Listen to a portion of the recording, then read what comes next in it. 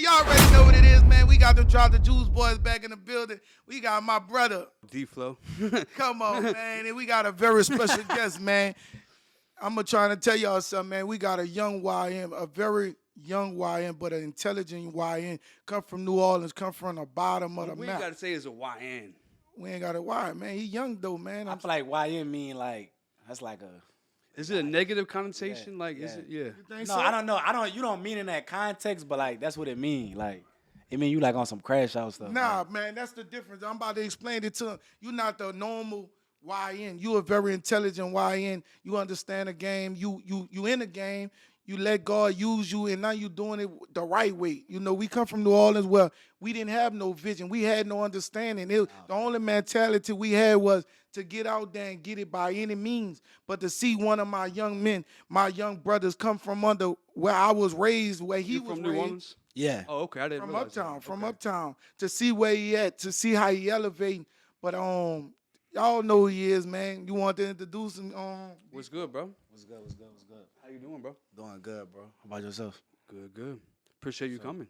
No, it's love for sure. Most definitely, man. He got a lot going on. For him to stop through and show us some love, we really appreciate you coming through and blessing the Drop the Jewels, boy. This one gonna be a big one, man. Let's get into it, man. First thing first, I gotta ask him, man. What made you get to where you at? What hit your mindset to say you want to be one of the youngest, I ain't gonna say youngest, richest content creator, but one of the Youngest and most successful. Yeah. In a short time. In a short We've time. seen you grow a lot in a short time. So what pushed you to do that? I just knew I wanted like certain shit out of life for real.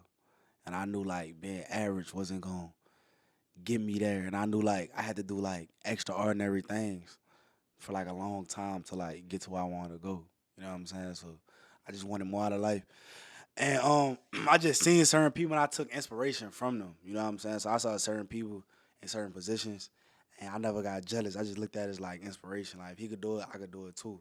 So I just looked at other people. I like being around success and seeing success because it make me like believe in myself even more. So I just was saying certain people that was successful like on the internet because I didn't really know nobody successful like around me personally where I'm from or in my family. So I was just like looking at people on YouTube and like social media and I was like, shit, if they could do it, I could do it too.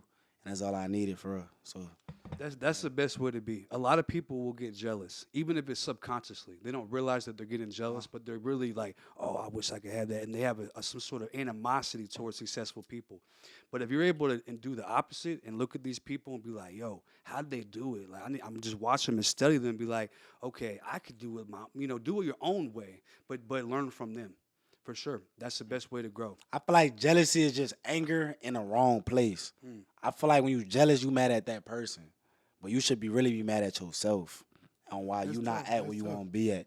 You know what I'm saying? Because like when you really take accountability for your life and where you at, you gonna get to where you want to go. That's tough. I spoke on that. Accountability. You got to have accountability for yourself. You got to hold yourself to high expectation. You got to blame yourself if it don't work out right. You got to blame yourself if shit go. You got to blame yourself because you the one that able to control your opportunity, your destination, and your growth.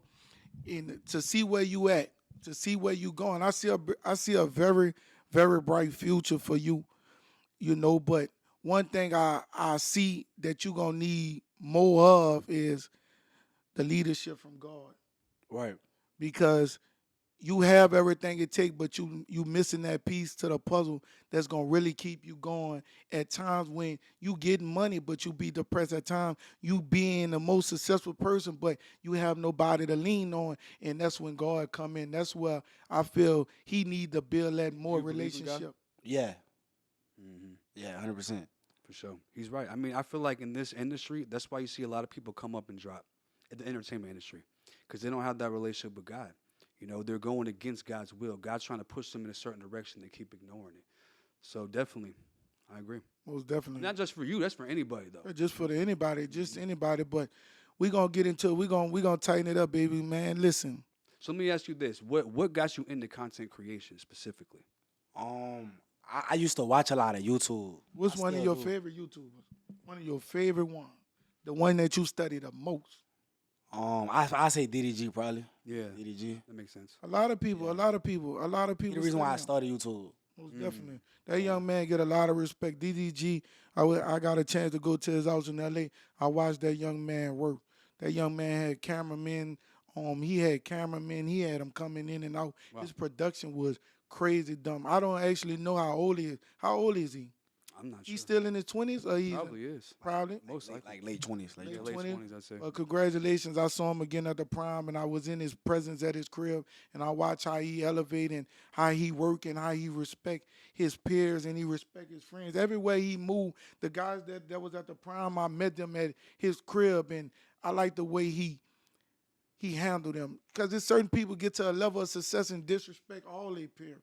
But he respect everybody, and everybody had a good time, and that's what I like, man. So he sounds humble then. He very Yeah, humble. First time I was on the phone with him, I'm cool with his cousin, T.O. I was on the phone with him, and then we was just talking. He was like, because he know I be watching his videos and shit. He was like, you want me to put him on the phone? He's like, you right here. I'm like, shit, put him on the phone. He was like, yo, what's good? What do I be peeping you? And I'm like, what the fuck? Like, you peeping me? Like, nigga, you DDG and you acknowledging that you know me first. Like, so I just took from that, like, that's why these niggas at where they at, because they humble. Very They don't humble. got no pride. Like, they don't got no pride to be too You cool. know- None you of that know- shit. Because you know what it is in this industry is about relationships. Relationships. Not just like content creation, but acting, rapping, real like any relationships. entertainment. And like behind the scenes people too, because the behind the scenes people is gonna take you to like your next Very level. important. They connect the dots. They're the ones who can get in the rooms that you can't get into, and they're easy to approach. So you got to be cool, and that's why you got to learn to be cool with everybody. You could be on a set, and it could be the guy holding the light who actually can get you to DDG or whoever it is because he holds the light for him. So that's why you got to be cool with everybody, even the dude who's bringing the food or the people running around doing all janitor, the all janitor. of that. Everybody never know. Everybody deserve their respect, no matter if they're the janitor, if they're the owner, if they're the property owner. Everybody deserve that equal amount of respect because that janitor could become the owner, and that owner could become the janitor. That's why I always treat people with respect, no matter if they have more or less. I just want them to know you respect it because things could change fast, man. And I want him to understand, being a young man, that a lot of things gonna change in your life, but don't change who you trust and believe in, and don't change your heart and your desire to want to be a better person. And that's what happens a lot of times is like we'll have that relationship with God, we'll have that positive mindset, and then things will start moving fast, money start coming in, and we kind of lose sight of that. He said that the other day, man. Talk to him. You said that. The other day I told him, he said, before I got what I have, I used to talk to God every day. I used to manifest things, but now that I got it, I fell off. I said, come on now.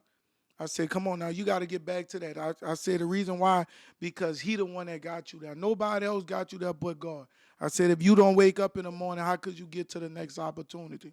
So I preached to him and I told him, I said, first thing first is you got to put a Bible in your house so it could kill all the enemies. See, when the negative people see Bible or see anything positivity or something that you speak in the word, that's what the devil people do. They walk away because they don't want to hear nothing that could deteriorate their negativity thoughts. Mm-hmm. But I'll tell you what, negativity will defeat positivity in most cases. Like, for example, if me and you were arguing right now and somebody positive came, we're not going to hear it. You know what I'm saying? We're going to automatically probably team up against them and be like, get up out of there. So you have to be extra. You have to focus on positivity because it's not, negativity wins. There's a lot of negativity in the world, especially in this creation. So as a content creator, so what got you into content creation? What was that decision you made to become a content? What was your first? I was like 14. It was me and my dog Fabricio type shit. He was we both you know D Phlo? I went to D Phlo. We was like 8th grade. So like we was trying to play like sports and shit, and like that shit wasn't working. Like nigga knew like everybody else still had hoop dreams, but I was being real myself. I'm like, bro, I know this shit not about to work, bro. Like, so I'm like, all right, bet. Like, what the fuck I'm about to do to be successful? Like, I know I'm gonna be successful. So I was looking at YouTubers and shit. I was looking at like DDG, like Funny Mike. That really was like the main two back then. Cause like it's a lot of new YouTubers now, but that was like the OG niggas back then that a nigga looked up to. I'm looking at they shit, these niggas rich as hell, these niggas young as fuck. I'm like, damn, okay. These niggas not like 6'8". These niggas don't got like no, they talented, but it's not like they got like super physical gifts like sports and shit. So I'm like, shit, I got a little bit of personality. I might be able to make that shit work type shit. So shit, me and my dog did this like curly hair tutorial. And he was like, just post it. I'm like, he was like, just record a video. I'm like, fuck it, I'm gonna just do it. That bitch didn't even get views, but like that little momentum, that's all I needed. And then I just kept going. Niggas in school was making fun of me and shit.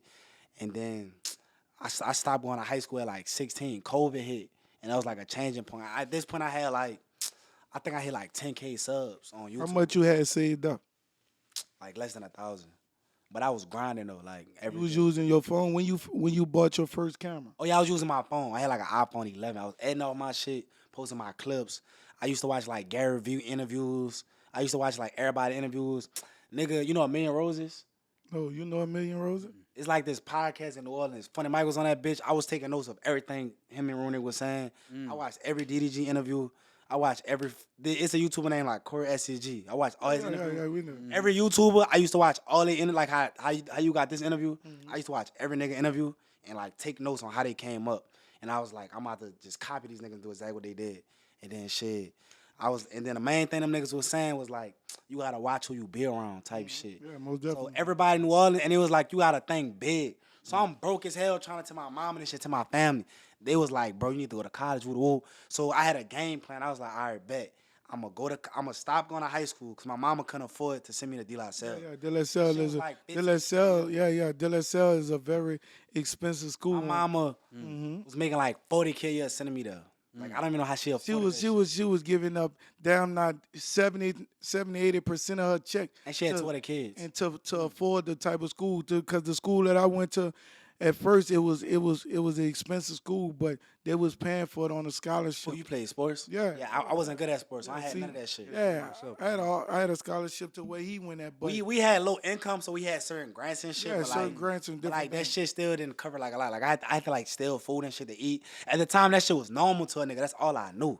So I'm not tripping. Like nigga, I don't give a fuck. This all I know. All I know is priority. y'all used to wear gray pants and burgundy shirts. Yeah, I had to tuck my shirt in and shit. Yeah, then you I have had to to- go. Then I have to go Y'all home. used to wear a tie. Yeah. Was that in high school or that? Yeah, the high school in New Orleans. But I went to private schools my whole life. Like my mama made sure I was in private schools my whole I didn't life. go to private school my whole life. Yeah, my man. whole How life do was you in feel like private. that impacted you? Now that I'm grown now, like I feel like that made a huge impact on me, like positively. But I'm still glad that like a lot of my family is like hood because I know I'm street smart and I'm book smart. Oh, yeah. So I feel like that's why I'm way more dangerous type shit. Having both is very powerful. Yeah, Sure. And you definitely just gave them the blueprint because it don't matter what you get into, you got to study. And no matter what, if you want to get into stocks, you want to get into real estate, you want to get into content, people think it's different just because you're a content creator. You can just do it. It's like you gotta, it's an art to this shit. You gotta study this shit for sure. got to study the greats, the people who are really doing it. Whoever's doing it right now, because it moves fast. Times change. So what somebody was doing yesterday is different now. So I see you got into the 20v1s. Like that was a newer wave. Like from when the times you were saying you were watching DDG and Funny Mike. 20v1 is a newer thing. How's that been going for you? It's been going amazing for sure.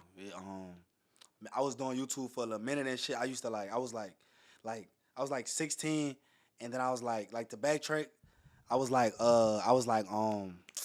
I need to go to like one of my bros, like from De La Salle, he left and went to trade school. So it's this online program called Penn Foster. So he transferred there, and then he was going to school for welding. He was like, yeah, I'm gonna make 100K, woo. So 100K to like my mom, that's like a lot. Yeah, that's a I lot tell her to that, her. she like, okay, that's good. Cause she look at it like, I just don't want you to go to jail, be dead. Cause my daddy dead, all my cousins serving lives and that gold, all type of shit. So she looking at me like, yo, Anything that you do, long Yeah. as you ain't dead or in jail. She looking that's at- the mindset, because she not looking at YouTube. She needs something that's gonna work right now today. They don't understand. No. She They never- old it's a school. different They generation. old She school. never seen like 100K. She never seen somebody rich before. And I'm not talking about hood rich. I'm saying like legally rich. I'm not saying a the nigga. bank account type. Yeah, like she never seen the that. check coming Especially with- at my age. So me saying that I'm gonna make 50K a month, 70K a month, it wasn't realistic. But I'm watching DDG. This nigga showing checks, he made 60K in a month. I'm like, damn, this shit real. I'm seeing this nigga Funny Mike with lamb trucks and some more shit. And this nigga from the city, he from BR. BR. That's I'm ain't like- but 45 I'm to like, hour away. if this nigga could do it from the rack, I know I could do You, it. the Right. rack For is sure. like the bottom Like, of bro, the bottom, making it from the dog. rack is not even possible. Not even possible, dog. The rack is not possible. That's like, not possible. When you say the rack, the first thing you think of Labusi, you think of Webby, you think of the Trill Boys, you And think then you of, gotta think like, look at him being young boy, the rack. then you gotta think like, where we from? This shit corny. Yeah, it's corny. Yeah, It's yeah. corny. It's cool now because niggas know we getting Yeah, money. but it's But changing. especially when he started, it was like this nigga a I cornball. did Yeah. not, Feel me? Do you know, Because they don't understand the business behind it. bruh, do you know this? Nobody never said this, and I don't think I ever told you this. And you, my boy, do you know? I didn't know what YouTube was. I didn't download YouTube until 2020, the Damn. day I met Funny Mike. The day I met Funny Mike, How old are you? 37, about to be 38. That makes sense. That's my I mom. didn't age. listen. My mom, listen. It's a When I generation. pulled up to that place and met Funny Mike, my daughter had to say, "That's Funny Mike, Daddy. I want to take a picture." I said, "Baby, Daddy, a street hustler. I don't know who that is." She said, "Please go talk to him." When I went and talked to him, he had his entourage. I said, "Bro, my daughter a big fan. Woo-de-woo." He said, "Man, when that dude hit my DM to do a video, he hit my DM to do a video. He said, 'Have you been watching me?' I lied to him. I said, yeah, I didn't even, I didn't. But when he told me to roll, I went and downloaded the app and I went and did it, and that was it. That one opportunity. Do you know I told you that? I stood in front of that dude's subdivision for an hour and a half, waiting until he buzzed me into the gate to let me do a video with him and then get kicked out right after. I was dedicated. So you gotta be dedicated into this. This shit ain't gonna happen overnight. But watch this. This is where I'm about to relate to him. Before I met Funny Mike, I was doing motivation prayers since 2016 all the way up until 2020. I wouldn't get no views, no likes, no shares. I was still praying, still preaching. And some just told me one day, God said, "I'm about to turn this around for your good." And when he did that, it just been all up and since. But you gotta stay grounded. You gotta stay committed. Things ain't gonna start off right. You gotta trust and see that vision, and that's why he at where he at, because he didn't lose focus. He saw that vision. He made that dedication. He wrote down on that calendar. And he learned from other people. Very. And that's powerful because when you learn from other people, they make mistakes. And you can watch them make mistakes and you can learn from that. So what advice do you have for up and coming content creators right now just starting out? Like in terms of what? As far as like they're trying to grow, they don't know how to start or how to bring it to the next level.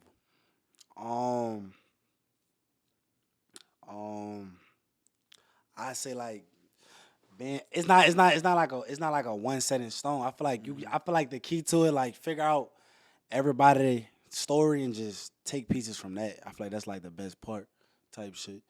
But like back to what I was saying, like when I was like 16, I was like my bro, he was gonna make $100K a month. I mean $100K a year. So that's when I transferred to Penn Foster, and then after that I started getting homeschooled, and then I cheated through that, graduated, then I started going to Nunez. You know Nunez? Yeah. I went to Nunez Community College for College. aerospace at 16. So I was cheating through all that shit. I'm still trying to figure out the YouTube shit. I'm grinding, like I'm talking about like no handout, like nobody put me on. Like nigga hit 100K subs in the city. Swear to God, I hit 100K subs at 16. I fucking flew to Miami. I had like $800. Flew to Miami. $800. I had like 300 after, and then like the Airbnb shit was like a shared room, so I couldn't even go in that bitch. My bro had booked it 'cause I was 17 or 16. Went to the beach. As soon as I landed, I'm doing public interviews and shit. That's how I was blowing up. I was like going viral on TikTok because I was studying social media and I was peeping like the new wave was TikTok. Gary Vee was like, this girl named Charlotte DeMillo or some shit was blowing up off TikTok. So that's when I hopped on that wave. And then after that, I was like 17, 18. And then I was about to quit YouTube. Because I was broke as fuck. I was about to quit. I'm like, What year this was? Tell him again. I don't know the year, but I was 17. I'm 29. So, and I turned 21 next month. And it's 2025. So whatever year that was. I was about to go. I was broke as fuck. I had like $100. And they had this, hey, these niggas that I'm cool with, they Instagram is Eraserhead and I don't know the other and YK. You know what it is? They from the rack. But I was on the phone and I'm like, yo, I don't even know how it came up. It was like, man, come crash at our crib. Come move in. Just pay you like $500. So I pulled up. Nigga, I literally, because my mom was about to kick me out because I wasn't like doing none of my schoolwork and shit. She was like, you on some other shit. She didn't understand the YouTube shit because I wasn't making money. She thought I was about to start hustling or some shit. I'm like, nah. Because my dog who I started with, he quit. Everybody quit. But I got it in my head. I'm like, bro, I know I'm going to make it. Like, I know I'm broke, but y'all, like, I know I'm going to go up. I had clout, but I was dead broke. Yeah. But what kept me going, I watched, like, a Funny Mike interview, and that nigga said, like, when he was doing skits and shit with Rooney, he had clout, but he was broke. So I'm sitting back studying other niggas' stories, lining my shit up. I'm like, nigga, I'm still on my pace. Like, this shit normal. Yeah. Like, hella comedians, hella niggas that was... Rob Cosby. You know Rob Cosby? Yeah, I know Rob Cosby. Do you know he graduated with me in high school? Bruh. Yeah, we went to high school for 4 years. We graduated together. Listen, bro, he said it. It was the same thing I started. Bruh, lot of followers, hell of a clout, lot of respect, no money. That boy said he was at 200K and no money. He said he was about to give up. He said, bro, how do you have all these followers? No money. Then he said, I sat down and said how I could utilize these followers and turn them into money. Right. Yeah, so what I did was I met this nigga in Atlanta. Me and him not cool no more, so I ain't gonna mention his name, but me and him was like cool. He was like a big brother to me too. He was like a big brother to me at the time and shit. And he was like, you got all this clout, but you don't got no money. He was like, you need to start doing like this certain type of content. You gonna go up.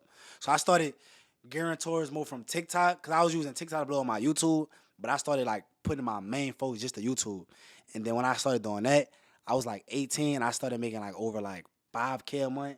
And then I had a month where I made. You got monetized. Yeah, got no, monetized. I've been monetized, but like it's a certain way to make money off of YouTube. It's like a method. So then I started making over 10K a month, and then after that I knew it was up. And then I moved to Atlanta with I was dating this girl type shit. We moved to Atlanta. She cheated on me type shit with this nigga I was cool with. I was like heartbroken as fuck. I'm thinking like this my moment that I had to go right back to my mama crib. So I'm like, fuck. And then I got demonetized. She reported my page. I got demonetized for 3 months. So I was down to like 6 racks. But I gotta still like spend hella money on my content. So I'm like, fuck. So me and my bro, me and him started driving out here, driving to Atlanta. I'm fucking just driving. I'm driving out here. I go shoot a vid, go right back. I come out here. And it got to the point, nigga got tired of driving. So I'm like, bro, we got to start sleeping in the car. Because the nigga couldn't afford B&Bs. So I started coming out here when I was like 19, 18. And I was like sleeping in a car and shit. Actually sleeping in the car? Like actually sleeping in a car. Like I got videos on my phone. I recorded it because I was like, I know I'm about to go up in the next year. So I record all this shit in my phone. I'm not capping. I seen the video. You can put that shit on the screen. And I'm like, I know I'm about to go. We was showing that Planet Fitness and shit. I'm not even tripping because I got the vision in my head. I know I'm about to go up. I'm not even fucked up. I'm literally in a car. I'm laughing. It's cold as a bitch. I'm like, bro, I know I'm finna go up. I know I'm about to have this and that, third, like, woo. So, boom. I had fucking, that's when the 20 Wade shit popped off. I seen one nigga do it. So I'm like, all right, bet. I'm just trying shit. So I did my first one. My first one hit like 300K in like 4 days. What you had to do? You had to book a place, right? You had to book the place, find a girls. Yeah. So what made you? How you did that with the little money you had? I just figured it out. I wanted it bad. I was buying clothes and returning it the next day. Like every time I go in the gallery, it's a nigga that worked there. A lot of niggas wouldn't even say that. The nigga like it's to the point like I know his like he know my like I know his face because he seen me do it so many times. Like so now like every time I walk in there, I just buy it. I'm not even tripping, and I leave a tip. I'm not even fucked up with it. He like, damn nigga, you doing? I'm like, yeah, for sure, appreciate you, Brody. Like you fucked with a nigga. You really let me return my shit every time. You wasn't even let me supposed to return that shit. But I need that shit to book my next studio time. I'm doing this demonetized. So when I got back monetized, that's when I hopped on the 21. So was you saving the videos or no, you were just doing it without, you was still posting, but you wasn't making money? Yeah, I was still posting. All right. I was still because I knew I had to keep my channel. So y'all heard what he said. No matter if you got to stay posting, even if the checks ain't coming in, even if things ain't going right, even if you ain't making no money. Let me tell you, right? So I started making a little money, right? Like 3K. After you got out the demonetization? Yeah, like 3K a month, 4K a month. Like it was going up. But like I'm saying a little money because like when you work a job, you make 4K, you keep 4K. I'm making 4K, but I gotta go spend 3,800 right back. So I'm not pocketing none of this shit. Right. You feel me? So it gets to the point where we go afford B&Bs now. We got cheap ass B&Bs and shit. We in the hood down here. Like it's some hood shit. Yeah. Some hood B&B's type shit. I'm talking about like we got fucking like air, what you call it, like air conditioners in a In fucking the window? Yeah, like that's how hood that bitch is. Yeah. Window. That's what me and Rooney, when we went to New Orleans, bro, we had an Airbnb, bro. That motherfucker had AC in the window, dog. Is I didn't see that in years, dog. Well, you gotta pop the window open. You gotta use the sides to cover So look, up. So tell me this shit bugs not and crazy. don't get Tell in me this shit there. not crazy. So look, I think that might have made like 4K. So I'm like, shit, I'm calculating the views. I'm like, if I get X amount of views, I can make 30K. You sat down and did all that? I do that all the time. So I'm like, all right, but I'm praying. I'm like, God, like, I know I could do it. I'm really not even thinking I could do it. I know I could do it. I've been manifesting this shit, praying for it, but I'm like, I'm just throwing out there. Let's do it. And then now I done been in Houston, Atlanta. I done been in a mix. A lot of niggas I used to watch, I'm meeting them face to face now. So I'm like, okay, this like I gotta be closer than ever. You feel me? So, what the fuck happened? I wrote on my board. I'm like, yo, I'm gonna make 30K in December. Nigga, I had like 3K to my name. It was like 2K to my name. Nigga, that next month I made 30. At this point, I'm like, okay, this shit getting serious. Like, this shit getting for real. I'm like, it's up. But the nigga I am, I'm like, I didn't, this shit wasn't handed. So I'm knowing this shit could go away. I didn't took hella sacrifices, literally blood, sweat, and tears for this shit. Niggas done slept in a car. Nigga done dropped out of school for this shit. Niggas done did a lot of shit. Nigga done pull certain favors for a nigga to where it's like, this shit gotta work. You know what I'm saying? Like, I can say whatever on here. Like, I kill a nigga behind this shit. Like, cause a nigga didn't really put like, my mama sold drugs to send me to good schools, nigga, after my daddy died, nigga. Like, nobody on my daddy's side was even up for my mama, nigga. This shit gotta work. I gotta take care of mom dudes, nigga. How old were you? When my dad died, I was 3. So I'm like, I got that chip on my shoulder. I'm like, nigga, I gotta make it, nigga. I don't got no excuse, nigga. Is you the oldest? Yeah.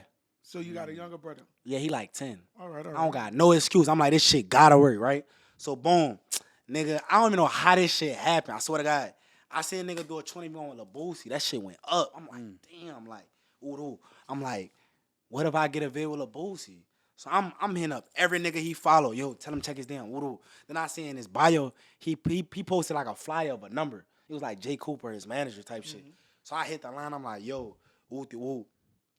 I got 15K. Mind you, I got like 5K to my name. I'm lying. I'm like, yo, I got 15K. Let's run this vid right now. He like, So nah. what you had to go to Atlanta though? Huh? You had to go to Atlanta. I'm in Houston at this point. But you had to go to Atlanta to do it, or you? No, I had to go to Atlanta. I know, because he stay in Atlanta, so I know he wasn't coming here. I'm gonna tell you. So look, I'm in Houston. I just shot a vid. No, I just shot a vid with La Perfect. But my camera, La Perfect, a real nigga, she did my vid for free. She didn't even charge me nothing. Wow. She came through on us. Yeah, She yeah. came through. Bro, but what happened was my cameraman was 3 hours late. She waited the whole time. Wow. She waited the whole time, real nigga. As soon as he got there, she was like, I ain't gonna lie, I gotta go. I couldn't even get mad at it. So I'm at the B&B the next day. We checking out. It's like 10 in the morning. I'm like, fuck, bro. I spent all my money on these vids. I'm like, what the fuck we about to do, bro? Like, this shit's finally going up now. Nigga gotta make this shit happen. So I'm texting everybody. So I'm on the phone with their manager.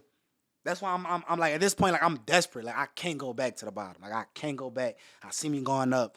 I don't give a fuck. I'm doing what I gotta do. I don't got no pride. So he like, yo, I got 15K. He's like, bro, I can't do that. He was like, do 20, we can lock it in. I'm like, bro, he's like, bro, he's like, bro, he charged way more than this. He only doing this cause you from the city and nigga fuck with you. That's it. Wow. Woo. So I'm like, all right. I'm like, I don't know. I'm kind of hesitant. He added Boosie to the call. My heart dropped. I'm like, what the fuck? He like, say, man, you know I do numbers, man. You know what the fuck going on, man. Lock me in right now. I charge way more than this. I'm fucking with you right now. I can't say no to Boosie. I'm like, shit, let's lock it in. He was like, when? I'm like, shit, we could do it Monday. It's Friday. I'm in Houston. I'm And like, only, how much you add to your name? like 3,000, like 5,000, 4,000. I'm not even like guessing it. So at this point, I locked it in. I'm like, fuck, what I'm about to do? Nigga, I hit up every trap nigga, every nigga that be yamming in the city. I hit up every nigga I knew. None of them niggas fucked with a nigga. Nobody wanted to give you nothing. Nobody fucked with a nigga. I wound up getting in contact with this angel investor, and he showed me love. That nigga believed in the nigga. He showed me love, funded the whole video. But mind you, I'm still taking a risk. This is a loan. I don't got no money. If this vid don't hit, I'm fucked. All right? So I wound up shooting a vid. We drove all the way to Atlanta, like You and straight, your boy, straight after that car. Straight after that Straight car? after that car. Y'all didn't have no room, No, nothing. we should drove Straight We after drove through Boosie New call? Orleans to Atlanta. Wow. No The room. first 2 nights we couldn't even afford to me, so we slept in the car the first 2 nights. The last night we slept in the telly, shot the vid. The next day, I go to the bank. I'm in Navy Federal. I would draw the cash. Boo said he wanted all cash. I gave him the cash. I'm like, bro, I hope this nigga 20 act. can cash. I'm like, I hope this They nigga don't let put. you. They let you pull out 20 can cash. Yeah. They didn't give you no problem, no hard time. Looking back, that's crazy, but they didn't. Nah, I put up Navy Federal. They gave me the bread.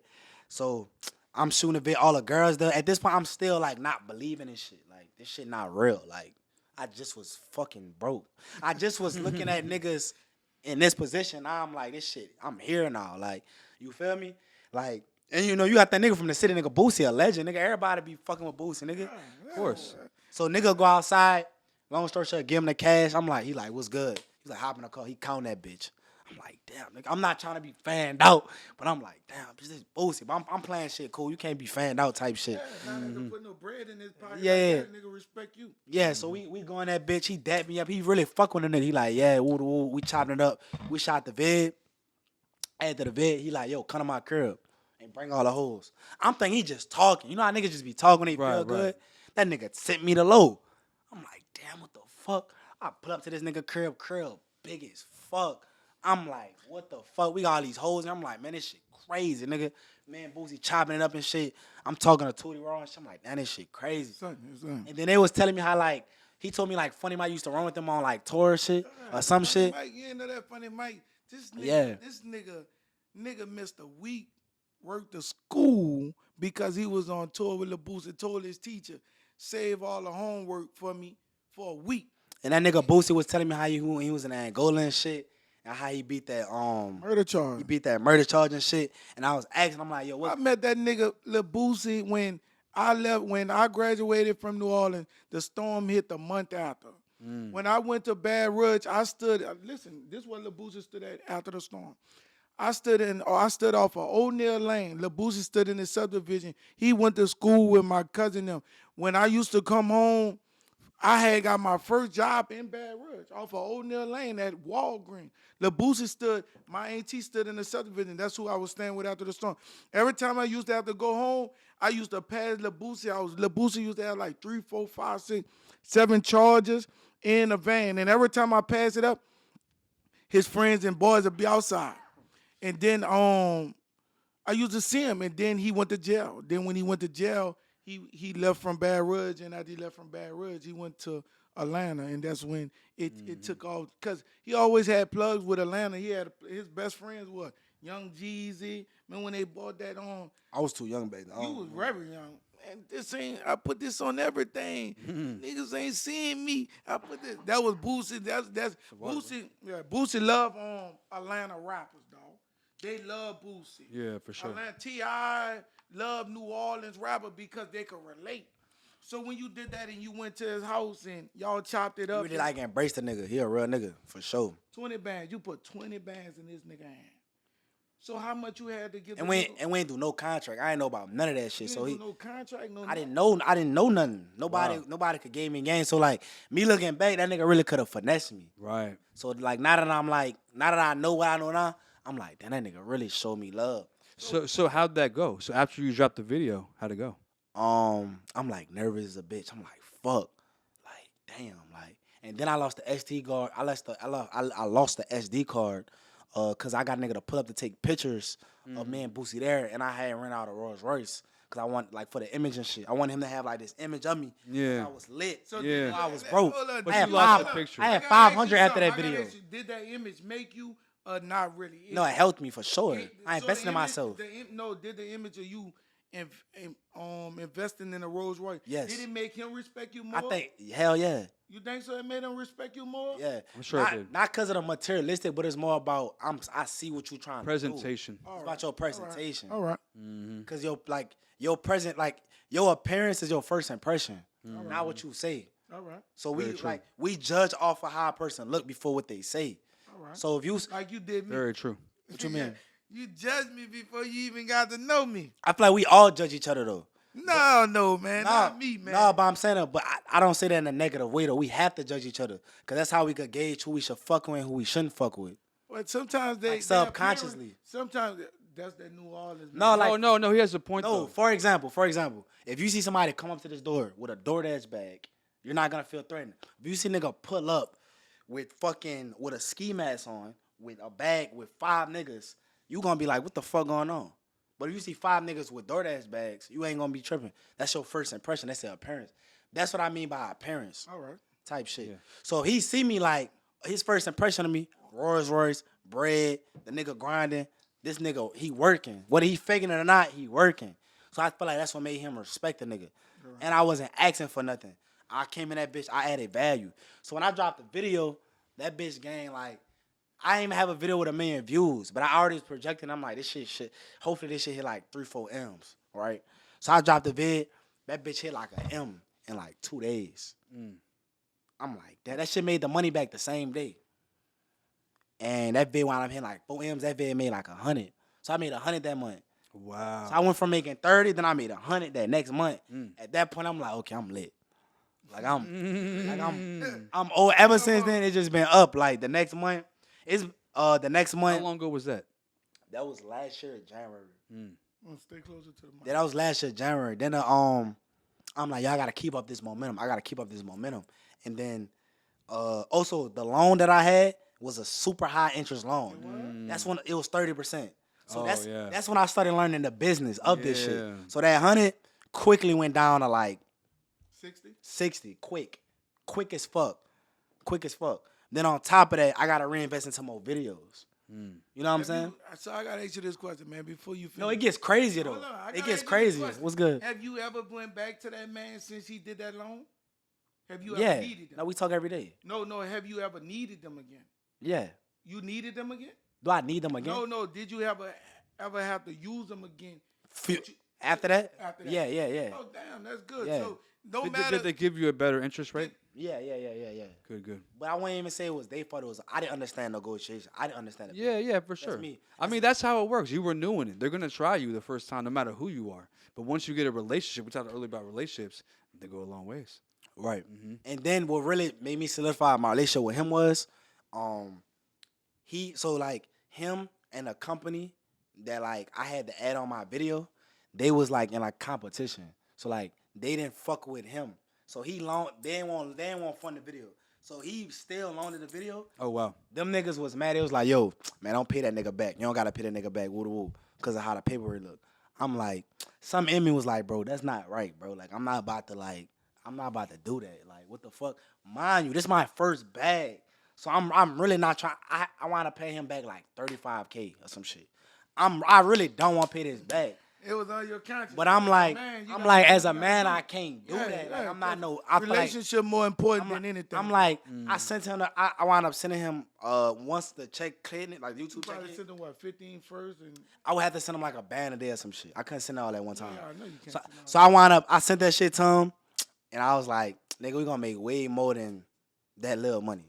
But after this, I'm down to like 30 probably. Like after I just made all this shit. Yeah, So that's when I'm learning the business. And But you gotta think, even though I'm going up, I already got the knowledge because I've been studying this shit. So all the YouTubers that I've been watching, like the niggas that was still up, I peeped all them niggas stay way below their means. So I didn't get a car. I didn't get an apartment. I was still staying in the city in New Orleans. So niggas was thinking I was staying in Miami, Atlanta, because I go out there, get a Airbnb, post it, and I go right back. So I would only. I was finessing the image. Okay. For sure. Okay. So look, after I shot the vid, that bitch had like 2.5 in like 2 weeks or like a week. I'm hitting up everybody. I'm trying That's to a Boosie video. Yeah, I'm trying to get another celebrity like that ASAP. I'm gonna go. I'm like, fuck, nobody hitting back. I'm like, shit, we ain't doing nothing in the city. Let's just drive to Atlanta. We're gonna just figure it out. So that's what we did. We drove to Atlanta. And what y'all riding in, nigga? I had a 2010 Acura TL. My mama shit. The TL, the Yeah, old that one. bitch got like 200K miles. That motherfucker still run, boy. Them That TLs, bitch them still TL, them Acras, they run. So a nigga wound up going to Atlanta, and it was this YouTuber I used to be cool with, right? And like he do the same content as me and shit. And I used to look up him as like a big bro. That's why we fell out. So I seen he posted, like his casting agency posted that he was about to do a video with Kashawn Rock. So you got back at her. So I hit him up. I'm like, yo, bro, because he did a 20. He was about to do a 20v1, but I wanted to do another concept called Based Off Body. That's the video I did with Labusi. So I hit him up. I'm like, mind you, I think right now I got like 20. I'm saying the amounts that I had so y'all could see like how much risk I was taking. You gotta take risks. So I'm like, yo, bro, I pay you 5. Tell her I pay her 15. I just want to do a different concept the next day. But before that was my plan. But before I could even like hit him up, he wasn't responding. But I'm looking at his story. I seen he was at the studio. So I drove. Some told me, and this other YouTuber sent me the load earlier. He was like, yo, pull up, I got a bed.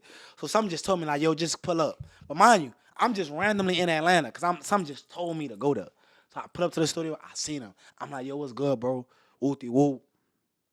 You know what I'm saying? And at the time, like certain shit he did, I felt like he was hating on me, but I never saw it because I'm like, nigga, you bigger than me, you richer than me. Like I look at you like a big bro. You know what I'm saying? But I'm saying this to say before I get to what I'm about to say, like, you will block your blessings by being around the wrong people. Because if niggas around you don't got your best interest, you not gonna make it. Not gonna grow. And it's not about being around the biggest people, littest people. Because them people that's not as big, they gonna get you to that next level. Because you they can gotta have hustle, man. You can have a nigga that's bigger than you that's really hating on you that don't want to see you win. It's real true. Nigga try to blackball you, nigga hate on you and some more shit. You know what I'm saying? So I wasn't seeing that. Well, so, you're young to understand that because there's a lot of people who are a lot older than you who don't I understand experienced that. this firsthand. So look, You learn. I put him to the side. I'm like, yo, bro. He's like, yo, yeah, I paid 25 for her to come out here. I don't want nobody else to have the video with her. Woo to woo. It's a conflict of interest, which is understandable. So I'm like, yo, I'm not asking for nothing. I know we've been to each other since 13, 14. I'm not asking for nothing. I'll pay you 5 till I pay her 15, and I'll drop my bid after you. Way after to give you that. That's to me. That's a deal. That's a win. That's a win-win. I do that. Because normally a person do a big with some person and drop it before. I'm not trying to outbid you. I'm not stepping on your toes. And I'm doing a different video than you. Right. And I'm dropping after you. That's like y'all booking a podcast, nigga. You said you give him 5? Yeah. That's like y'all got fucking the biggest nigga you get on a podcast, right? You pay him a bag. Yo, I pay you a bag to plug me in, and I'm gonna shoot my shit after. He like, For sure. He trying to trick me out of doing the video. He like, you sure it's gonna hit? Mind you, my Boosie video went crazy. Yeah, I'm like, yeah, it's gonna hit, bro. Ooh. He's like, I don't know, bro. That's a different video. I ain't tripping. Let me do it. I peeping what he doing, but I'm still like, I'm so locked in, I ain't giving a fuck about none of that. I'm like, no, let's still do it. He like, all right, but you gotta drop way after me. I might hold the video for 2 months. He's saying anything. I'm like, I ain't tripping. But I'm knowing he's just trying to trick me on my position. Because he don't want to directly tell me no, because that's too obvious he hating. Yeah. But it's a deal you can't say. It don't make no sense to say no yeah. unless you don't want to see me win, nigga. You know what I'm saying? So I'm really like peeping what he doing. And that whole time when I was 16, 17, and like in homeschool, I was reading hella books. $40 a Power, All the War. Oh, yeah. They Can Go Rich. Rich Man in Babylon. Yeah. You don't look like that. You don't look that smart, nigga. I'm reading. Think and Grow Rich. I'm reading hella books, so Yeah. you feel me? Like I'm not no dumb nigga, so I'm playing dumb. Like it's in a $40 Power. Play a sucker to catch a sucker. So I'm playing dumb. Oh, here we talking about, man. We talking about a young man. I'm talking about you gotta learn the game. I'm playing dumb to like see like what this nigga on. I'm peeping. I'm like, all right, bet this nigga hating. And I peep here egotistical ass nigga. So I'm using that shit against him type shit. So I'm just letting him talk. I'm like, all right, bet, bro. Like, what can we do? I'm gonna pay you 5. I'll drop out of you. Ooh. He was like, okay, you gotta sign a contract. I'm like, bet. He was like, all right, fuck it, let's do it. I'm gonna ask her and then I'm gonna see. And then I gave him this. We was talking. Hold on. I'm sorry to cut you off. Did she remember she did a video when you approached her at the prom? Yeah. Or did you approach? No, she remember. Yeah, she remembered. She remembered? Yeah, That's crazy. That was that shit was viral. But she remembered you? Yeah. So you walked up to her because she was there. Yeah, I walked up what to her. What you told her? What was your how you approached her? It's gonna. Let me finish this first. All right, Cause go like, ahead. it's all this shit connect type shit. So look, what part was I at? So he agreed. He said that let's do it. So I gave him this idea because we was booking like rappers and shit for the 20v1s. I'm like, yo, why haven't we booked rappers? Cause you know why that Boosie vid made a lot too? I made like 30K off my Patreon. On your Patreon to make them subscribe to your Patreon. That shit made a bag. So like with social media, I learned that from watching DDG. He was like, monetize all platforms. All platforms. I learned that from my nigga Kilo, because he be on Snapchat, Facebook. Everything. Repurpose all your content. Like, y'all posting this shit on here. Like, imagine if y'all take a clip from this shit, post it on TikTok, it's 5 minutes. Put it on all of them. Know what I'm saying? Look, let's say it's 5 minutes, it get 3 million views. That's like 3 racks. Just from TikTok, you know what I'm saying? YouTube, that's another 3 racks. So all that shit add up. So I'm like, yo, what if we book rappers, put them in a house, do like a content crib, like Annalie Chaba or Boosie, and do like a Flavor Face, some shit like that. The shit Drew's keep doing, but with rappers. He was like, man, that's a good idea. Come to my crib. He hating so hard, he can't even hate, because I'm showing so much love type shit. So we go to his crib type shit. Me and him conversing and shit. He keep trying to trick me out the video. Like, yo, you really think that bitch gonna hit? I'm like, yeah, bro. I think it's gonna hit. You ain't talked to her yet. Huh? You ain't talked to her. No, I had no access to her. He had the access. Got you. Next day, this nigga don't answer the phone at 4 o'clock. She don't want to do it. I'm like, why? She don't want to do it. Oh. At this point, I know what it was, but I didn't have proof, so I couldn't really say nothing, bro. So I'm like, all right, fuck it, bro. Fuck it. We'll do it, right? So, and it's back to the 4 laws of power. Never outshine a master. And I feel like a lot of like our people, we got like an ego thing. Like even like in a corporate world, right? If you got a boss, bro, a lot of times you gotta let niggas have it. Niggas be wanting to shine all the time, bro. It's not about shining. Sometimes you might gotta be Draymond Green, my nigga. What? Like my nigga that hold the camera. Nigga don't got no pride, cause guess what? That nigga don't got no pride. He gonna be in all the rooms and he still gonna be rich. The 10th nigga that started fucking QC is rich. Q, all them niggas rich. Birdman, Mac, Feet, all them niggas rich. You know what I'm saying? All them niggas came up. Bruh, it's not about being the biggest nigga. Feet like I know. Who, Feet? No, that's my dog. Feet back that's my when. dog. That's my dog. We go back. For real? Back. That is my dog. Back when this nigga stood on Crowder, bro, behind the gas station, bro. Yeah, I met him like a few months ago, but we been in contact. You met him a few months ago. I know that nigga, his sister and all them used to go to school. Her baby daddy played ball with me. But that's really what got me into reading, cause I'm like, I need knowledge. I'm studying like Cash Money. I'm like, bro, it's a reason why these niggas rich as fuck. It's not no accident. Nigga, you came from the city. Y'all niggas work. Nigga, Mac work like 30 M's. Birdman work like probably a B. These niggas from New Orleans, bro. Why these niggas start off at squad? 100 M's, man. I saw them niggas start off at squad up, and them dudes used to go to school with me. Lil Snack, Toya cousin, them dudes, all them boys went to school with me. Them dudes used to be in my apartment on Lake Forest in the East. I watched them boys. When my mama got that bread and my daddy was a drug dealer, we moved in this subdivision on Bullet. We stood in Eastover. Damn, We Bullet stood on Bullet. We stood on Bullet. We stood in Eastover and we stood in Tamarons Estate. I used to have one of the biggest. I used to have one of the fastest, biggest go-kart in New Orleans that people know who my daddy was. So to see when you see Fifi, married man with kids, G-Wagon. He opened up a Young Money on car business on Airline Highway. To see these dudes start out selling weed, to investing it into business, legal things, right, and doing the right thing. But also, you gotta understand, when you mention fee, you gotta mention a married man, a very loyal man, a very honest. And man, these dudes get to that marriage part and don't cheat. That's how you win in the game. Get married and don't cheat. Dog, it's easy to have anything. But it's hard to find somebody that love you through all the situations you going through. I'm glad to see that you doing what you doing, man. You telling the world you was on your dick in the B way you had today, man. I don't even think you know how blessed you is. Do you take your blessings for granted? Sometimes. Nah. Sometimes? Nah. A little bit? I wouldn't say I take it for granted, but I'm just trying to go up even more. So what you chasing? Is you chasing the money, or you chasing to put your mom in a better position? Put everybody in a better position. Who is everybody? Everybody that's around me. Right now today, if God gave you $1 million, what the first thing you gonna do? $1 million right now. Cleared it in the bank. Buy my mama a crib. I don't like what you said. First thing first, you gotta get back to God. You gotta sow your seed. You gotta sow your tithe. Even if you don't have a church on, you gotta go to that church and give back to God, because that's who gave you that. Second thing is take care of your mom. Third thing is take care of your brother. You become last because you the breadwinner, but you gotta get back to God. That's important, bro.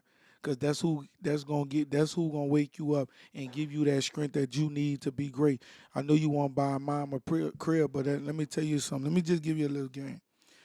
You going to buy your mom a crib gonna cost you everything where you ain't making money off that crib. Just say if you tell your mama, "Man, I'm gonna pay your rent for a year, but we gonna work on your crib, building your crib.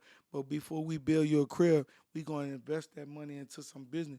So now that money that you invested on business bought your mama a crib. Now your mama ain't gotta worry. You ain't coming out your pocket because you invested. Well, I mean, that's basically what he's doing. I feel like a house is an investment though. But you gotta It make is. money off it though. It is an investment, but My mom already got a house, so I'll buy her house out here. you buy a house Cause I wanna, and it's like I'm buying my mom. I'm gonna just give you more context. Like I got a little brother and a little sibling, so and like I said, I've been studying the grades. Like all the niggas that's been lit, all them niggas put their family on. So I want, It's a must Right, you put right. your Yeah, family. yeah. I want to move my family out here and then make my brother and my little sister get lit. So that's a really good why idea. that's why I'm buying a house too. It's about location, the law of proximity. You know what I'm saying? Yeah. If they're like, imagine if I had them out here at all these places, I would have put them in certain rooms. For You sure. know what I'm saying? And I will say that you spit a lot of knowledge, bro, when you were speaking. Like reading those books you read and studying all those people, you like thinking. Yeah, I read Rich. Grant Cardone book, the 10 times rule. I read the Rich Dad Poor Dad. Nigga, I done read every financial. I done read How to Win in Guys. Read. I was watching what's that nigga name that be doing them skits and shit on Facebook? Country Wayne. Oh, Countryman. He said it was this book. It was like Get Rich in God's Way or some shit. And I read that bitch. So when you're reading them, are you listening to them? Audiobooks? Now I'm reading them because I had a 8th grade teacher at D Phlo. He died. His name was Mr. Pearson. I remember this nigga. He was like, reading is better than listening to it because you're using most senses. The most senses you use, the more you're gonna retain the information. Yeah. So you touching it, seeing it, feeling it, and you like visualizing in your head. So You I a was smart reading. nigga. I was reading all these books. You read them books before? I read a lot of those books for sure. I ain't no And- big and reader. I'll bro. tell you what. I had a- played dumb though, on purpose though. I Yeah. purposely played dumb on Right, and social it teaches media. you that. Like I had a barber one time in Atlanta who told me like he told me about 5 of those books that you should read these books, and I never Those read are life changing books. life. I'm If talking you about read it it right now, changed you will my change life. Like I'm a different person. Like after you read those books, you will immediately move differently, whether you like I it gotta or go not. get them books. Yes. Yeah. Go get them books. You know what made me read though? My cousin that served in life in Angola. That nigga was like, he wasn't like really the smartest nigga to me. Like when I was a kid, from what I remember. And I remember he went to jail for the shit that he allegedly did with this police officer. They said that he killed the police officer allegedly, right? So the last time I seen him, I remember the exact day. LeBron came back from 3-1. That's my favorite player. Yeah, they I was, watched the whole he was game. playing for Miami. No, he was playing No, for Cleveland. That's when he the came Cleveland, back. yeah, the Cleveland. That nigga beat the Warriors. I'm Beat turned. yeah. I'm turned up. I'm in my grandma crib. I'm turned up. Get a knock on that door. Fucking news reporters was there. Like, yo, we want to report on Voodoo. I'm like, what the fuck going on? They was like, we just want you to like say shit about Jermaine. Talking about my cousin. I'm like, what are y'all talking about? And I watched the news. I seen his face. I break down. I'm like, fuck. He ain't never coming back. So, man, so like years later in the story, it's like 2022. This like after COVID. I'm in college and shit. I'm on the phone with him. He like, yo, this is when I started learning about like manifestation and shit like that. I watch these interviews with all these niggas, and I hear niggas say it, but like I didn't really know what it meant until I read this book. He was like, yo, you need to read this book. I told Tell him me the book, man. I'm about to tell gonna you. get it. He was like, yo, read this book. I told somebody to read, and they bought that DreamCon 6 months. I'm like, bro, you just talking bullshit. You know how nigga just talking? Nigga in jail just talking? I'm not trying to hear that shit, bitch. We broke. You in jail, we broke. I'm the last one left, nigga. I gotta help us. I gotta help us out, nigga. Right. Your daddy ain't doing shit. He in jail. Like, bro, we need to. Our family tree is fucked. I need to save us, nigga. You know what I'm saying? He like, bro, just read it. Promise you gonna read it. All right, fuck, I'm gonna buy it. I was cutting grass around the neighborhood. I've been a I hustler. used to cut grass too, bro. My cousin Selling used chips. to cheat me, Nigga, bro. I was hustling. I had like 300 from cutting grass, right? So I'm like, all right, bet I bought the book like next day shipping, right? He got me hyped. I read the first chapter. I'm like, fuck. I wound reading the whole book that same day. I read that bitch like, whole I read that bitch, yo, and then I looked up this quote. It was like, the average CEO of like Fortune 500 companies read 60 books a year. Nigga, I read like 50 books the next like 3 months, 4 months. On God. On Jesus Christ. What was that first book? It was Steak and Go Rich. I knew you were gonna Boy, say that. I gotta Listen, get that. Turn me that up. was the first one. I'm gonna tell you He right taught me now. how to That was manifest. that's it. That's the first book that I ever read. Changed my life. I wouldn't be Bro, here right now. I have a clothing line that I created called Manifest. No. because of that book. That's what got me in a minute. I knew you were gonna say Think and Grow Rich. That is a powerful. Hold on. Because- Say that name of that book again. And that Okay, book, Napoleon Hill, that book- Think and Grow Rich. that book is very biblical too. Yeah. It got a lot of biblical principles. Like one of the main thing is like, like you know how like in the Bible it's like your faith could be small as a mustard seed. Mustard That's all you seed. need. That's the main thing that the book taught me about perseverance. It was this chapter. I read it so many times I could recite the whole book on my It's life. that good. One of the chapters was about perseverance. So basically in a gold rush, like a lot of niggas was like digging for gold in Cali and shit, right? So it was one particular nigga, he was digging for gold, and this nigga stopped. He was 3 feet away, he just stopped. He quit, right? And at this time, I was about to quit YouTube. Like a lot of times after I read that book, I was about to quit. But I think back to this part. The nigga stopped. Niggas came out right behind that boy. Digged up 3 feet. Niggas became millionaires instantly. Got gold. That nigga said, I never allow me to do some shit like that again. That same nigga wound up becoming a millionaire too. Cause he was like, yo, I never stop. So that Learn book, from it. That book talking about perseverance. And there's like one chapter, it's like have like a mastermind group. And it was like you need to link up with your mastermind group once a week and always brainstorm. That's why I'm always conscious about being around the right people and having the right ideas. You know that's crazy. 'cause all Hey, this- shout out to that. What you Because all this shit is a vibration. It's an energy thing. It is. That's You crazy, feel me? Bro, And that's why I salute you because I feel like there's a lot of people This your age. nigga young, You're man. exactly for God you to damn. tell us. I read it at 16. He's 16 years old, Ricky Think and Grow 16? Rich. Like, bro, you know how many people out Yeah, there Floyd Law's lives always would 16. change if they had done that at 16? That's why I'm I got talking about turned. everybody. That's But what turned it also, up. one of the chapters in the book was like, desire. That's the first chapter. You gotta want it. And you know, Eric Thomas, he always be saying like, Come on, E.T. reposted me he before. was like, you gotta want it. You know that D Phlo? Yeah, He was like, you gotta want it as bad as you could breathe. Yeah, So I was like, if I want this shit, I gotta put my all into this shit. I can't have a backup plan. Bro, listen, I gotta tell you this. When I first met this nigga, it was April the 1st, April Fool Day. I reached out on Crochet the BBW. She do the food cooking. She do the funny skits and stuff. You ever saw her? No. I'll show you Crochet. She cool as a mud. I saw her come on this podcast, and I hit up, because I get up 3:30, 4 in the morning. I hit up, I said, man, what that podcast like? She said, Desmond, you been a preacher. You been giving him motivation. Hit him up. Go on there immediately. I hit him up at 4 in the morning. Remind you, he not up because he don't get up at that time. I hit him up. He reached back out to me. I swear to God, bro, ask him, dog, to the day that I died. When I came here, the doorbell said, how could I help you? I said, I'm here to speak the word of God. The doorbell said, what delivery package you work for? UPS. I said, I'm here to speak the word. The devil would try to trick you out your position to change your mindset of what you believe in. Listen, when I left out of Wait, here, hold on, not to interrupt you. Back when I said the book is biblical, one of the things they talked about was like fear. Like it was like 10 things that kill most people's dreams. And the main thing was fear. And I read this other book called How to Outwit the Devil. And the book, you read that book or no? No, It's bro, called I How to ain't Outwit the read Devil. And Napoleon Hill, right? He claimed that like the devil came to him because the devil got a huge ego. So the devil came to him was like, yo, like I run the world, woo to woo. And he was like, and Napoleon Hill used the devil ego against him. He was like, okay, if you big dog, tell me how you do it. Because you still going to be able to run it if you tell me it.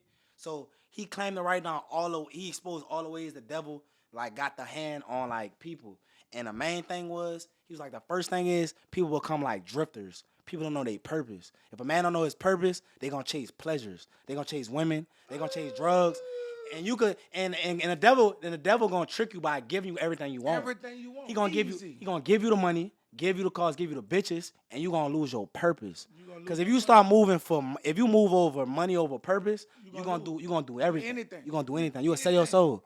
And that's in the I'm Bible. glad he said that It's because in the I'm Bible. trying to tell you something. It's in the Bible. It's like what it is to gain the world if you'll lose your soul. Come on now. So that was the first point in that book type Oh, shit. yeah, young man. I'm talking about very young, telling you about the book, about the Bible, understanding the knowledge. That's what I'm about to tell you.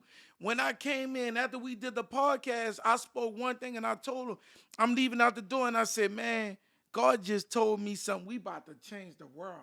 He said, what? I said, man, God told me we about to be the biggest podcast because we about to speak about God that a lot of people are afraid of. When I did that we spoke about the difference between a father and a dad is Daddy spelled Money, father spelled Time. Is a difference because a father gonna give you time. A daddy only give you money. That's what my daddy gave. He gave me money. He bought me the shoes. He made sure that I was better than everybody, but he never showed me he loved me. When that video hit 1 million, I swear I told him, I said, we gonna be the biggest. He said, what? He didn't believe. He didn't go to church but one time in his entire life. I told him, I ran into Trader Truth, dog. I swear to God, when I told him we gonna be the biggest, we hit that first 1,000,000 views on that mud, and I told him this just the beginning. And I told him I ran into Trader Truth. Somebody like upset me, and I said, God, I don't want to go back to the gym. I've been to the gym 3 times today. God said, you gonna disobey me? I said, God, I don't want to do it. I went back to the gym. I got up, I was tired. I ran into Trader Truth. That one video I showed Trader Truth. I said, man, I could make a difference. And he hit me, he Trader Truth right there. He said, told his partner, say, man, look him up. I said, you ain't gotta follow me or nothing. He said, look him up. He looked me up. I started walking. I said, God, if it's meant for me, it's gonna happen. If it's not, I'm gonna keep going. I'm gonna keep grinding.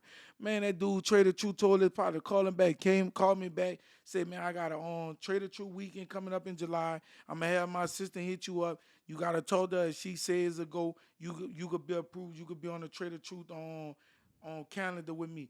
We did. The girl hit me. She approved me. We did a Trader Truth event on Father Figure. D Phlo, the only white boy there. I'm talking about sitting next to Trinidad James, Hot Boy Turk, all them other celebrities, Snoop Dogg manager, all these different people. So if you disobey what God trying to tell you and lead you, trying to show you, you gotta manifest it, you gotta believe it, but also you gotta move when God tell you to move. For sure. I mean, he's the one who really got me turning to God. Yeah, he You know, didn't know about God.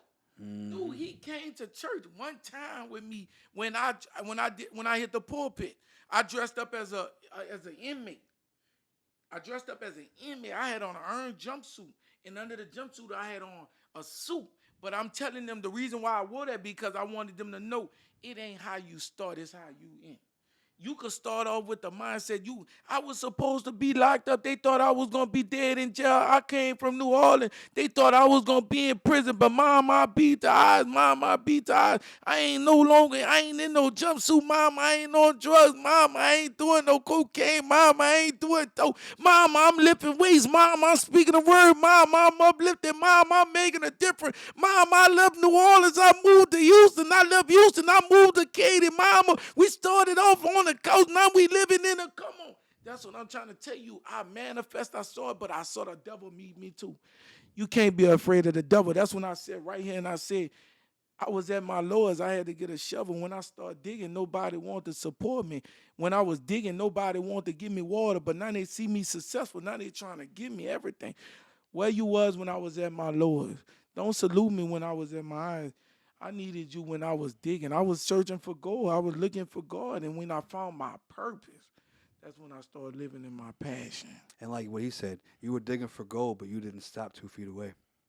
You kept digging. Kept digging, bro. Nobody believed in me. Like I said, I did this shit with Mike.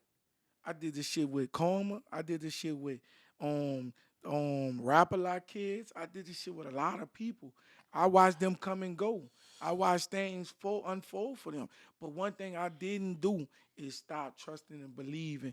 And I didn't do anything to be in that era, that new era of people. And that's where the man said so much, bro. No, he told us some real shit. God for sure. damn, the So, dude said he was down on his ass. I don't know who yeah, said that. but he told us that he kept going.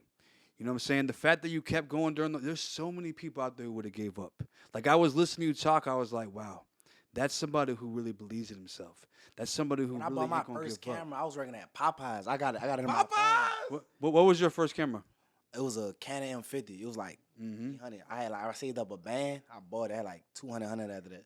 Then I had to buy the lenses. I didn't even have enough for that, so I had to save a little more. Bought that, and then I just was constantly just reinvesting like heavily. If I make 1,000, I'm spending 1,000 right back. So that's just what I was doing. Books, fucking mentorships, nigga. That's how nigga I didn't pay Kilo for a mentorship before. Oh, yeah, he do that. He do that. Just to tap in, like just to invest. Like it's been times like I think I didn't pay London too and that year. Like you gotta Pay them too. yeah, you gotta invest. You gotta invest in yourself. Like, and I read and I learned this from How to Win and Influence Friends. That book taught me how to network and build relationships. And it was like when you trying to build and Gary Vee said this too. When you want to build a relationship, don't try to take. Just try to give, then ask. Give 30 times before you ask Yeah. one I did time. that with London, nigga. I'm telling you, London and I here, I did that with them. I never that's asked in the them Bible, dudes, too. I never asked them dudes, bro. I gave, and then I asked. Even with Mike, 4, 5 years. Dude, when I looked that nigga in his eyes, I said, I don't care your jewelry, your cars, your money. It took me 4 years to ever ride with Funny Mike in his Lambo truck. 4 years. With London, I've been friends with London for 2 years. I never drove in that nigga Lambo truck.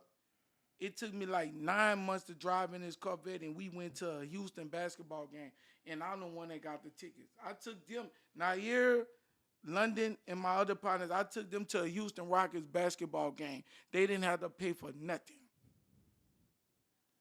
I gave to them. I invested. I showed them my loyalty. I showed them my trustworthy. I showed them everything. Before them, I even bought London lunch before that nigga even ever gave me anything. Ask that nigga, bro. But you know what? A lot of people out there don't look at it that way. They got a motivational speaker. His name not Bob Proctor, Jim Rohn. I think that's his name. I be watching a lot of his videos. He was like a reason why a lot of people aren't successful is because they don't talk to rich people enough. They don't take rich people out to dinner. Cause if you take a rich person out to dinner, they gonna give you their thoughts that made them rich. They gonna give you ideas. You gonna move around them. You feel me? And that's why like a lot of moves not even about money. A lot of moves is about the connection in a relationship. Because the relationships are more important than money. I'd rather be dead. I'd rather be dead broke right now and have $1 million worth of relationships than have $1 million and have no relationships. Ooh, say that one more time. Because them relationships appreciate over time. The dollar depreciates every day. Damn, boy, you You know could. what I'm saying? Relationships is more important than credit. Relationships are credit, just like in human relationships. Because if you know all the right people, you never gonna fall off. You never gonna go broke. You done put too many niggas in position. You can't go broke. You can't. You got niggas you could call for shit. And that's what I realized when I study like these niggas like Kanye, Drake, these niggas with like billions of dollars, Jay-Z, these niggas spend less on shit because they know the right people. I don't have to go check into the Ritz-Carlton. You my partner. I'm gonna let you use my jet. Just let me be at the top floor that's 30K a night. Yo, my dog own this arena. Like, you gonna give me a better deal for the venue, for the tickets. Woo-de-woo. I'm gonna give your artist a good deal. I know you your son trying to. Man, All this shit is about relationships.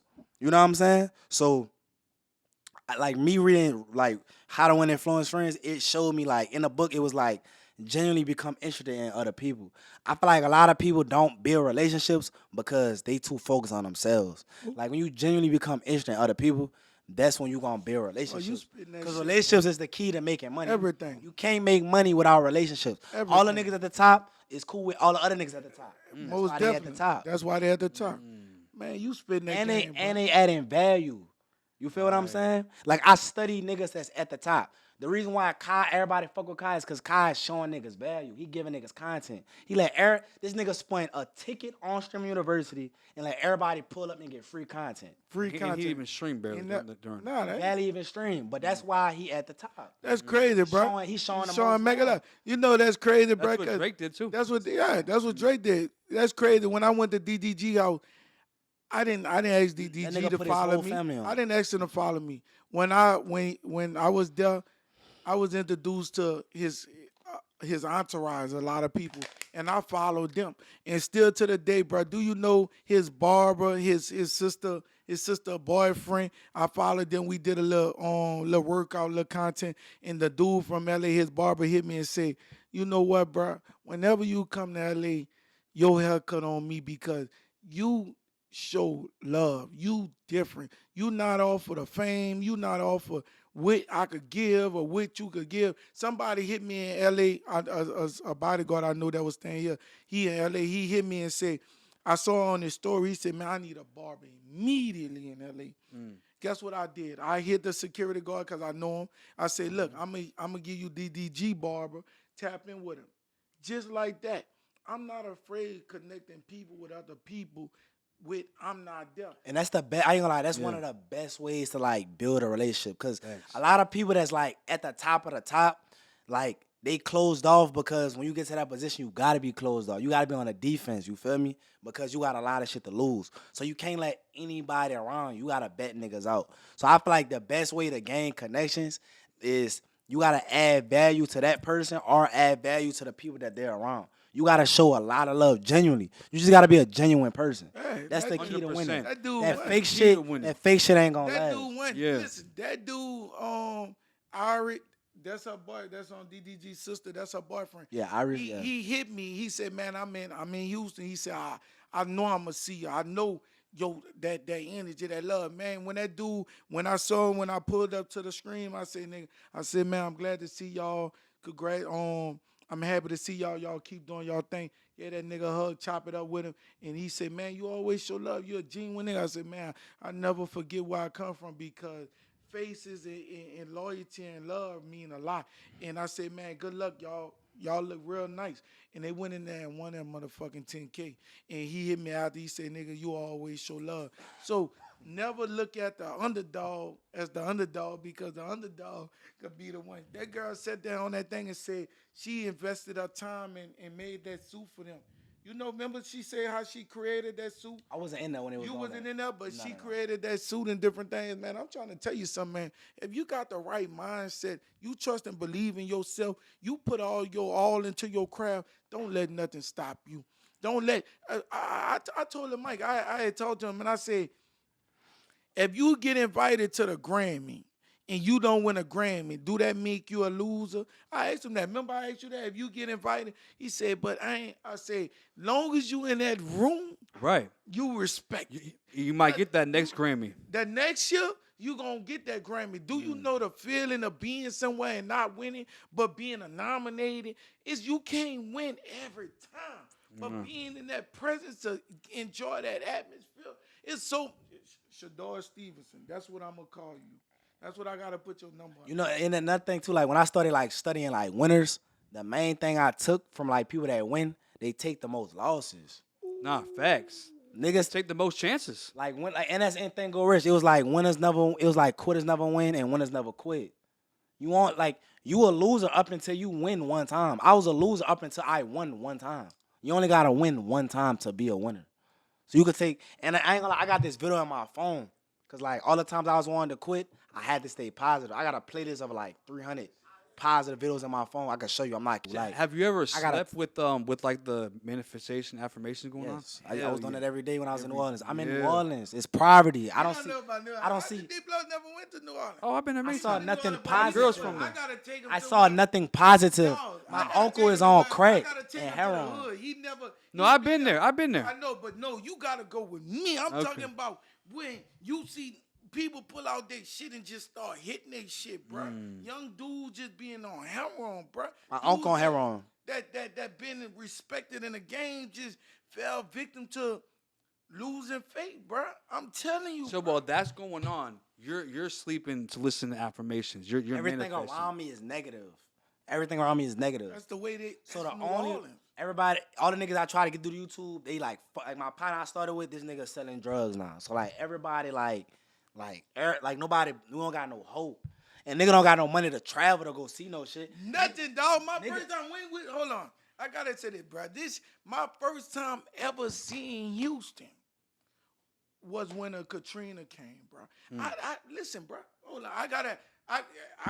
Y'all listen, bro. You know my first street that I stood on, I had a voucher to get a 1-bedroom apartment. They moved me on Bissonnet and Cook Road right by on Lancaster. Right there, I had to move there to live in that 1-bedroom.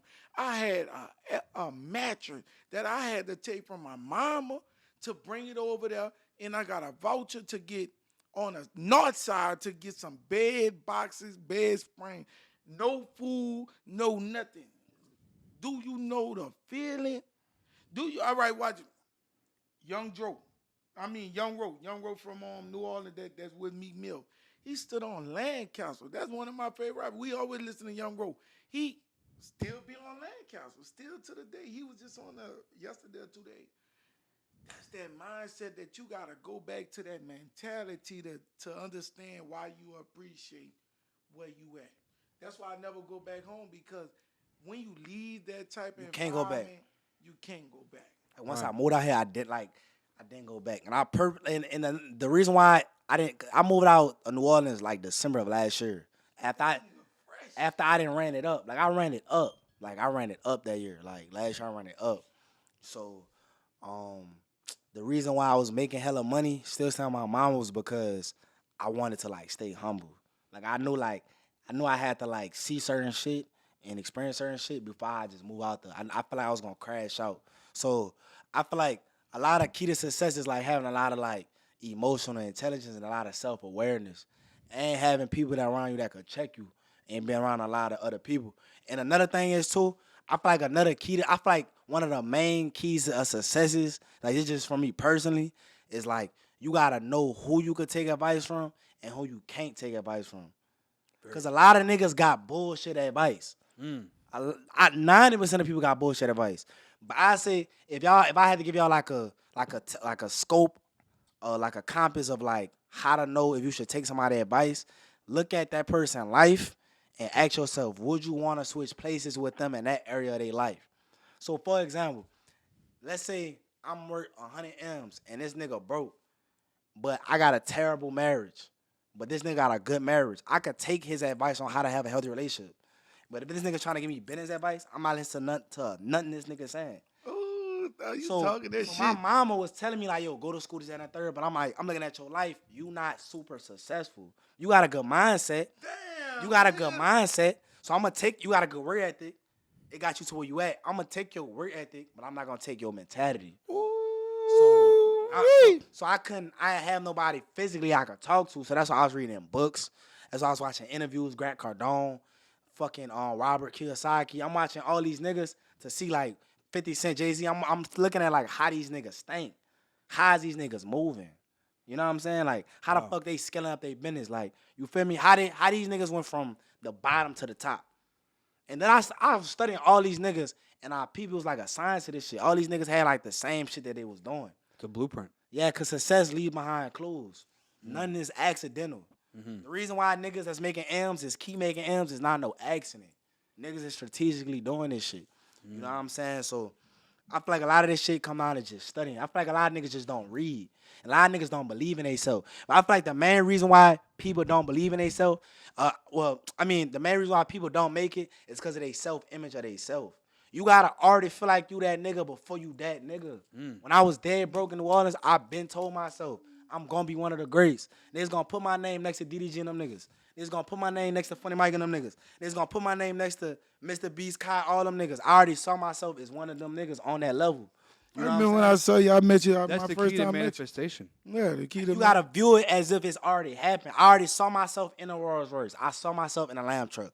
I saw myself in a penthouse. I saw myself with millions of dollars. You know what I'm saying? You gotta already see yourself in that position and move like the shit already gonna happen. You gotta treat this shit like God is like Amazon. God is like an Amazon package. He gonna send it to you, but he ain't gonna tell you when. Because if he tell you when, you gonna lose what's the most important thing during that journey, and that's building up your character. Because to become a millionaire, it's not about the money. It's about the character you have to develop. It's like a nigga in the NBA. Why you think niggas in the NBA like KD, Kyrie? Niggas that tear their Achilles. Niggas will fuck up their body. Niggas hooping every day.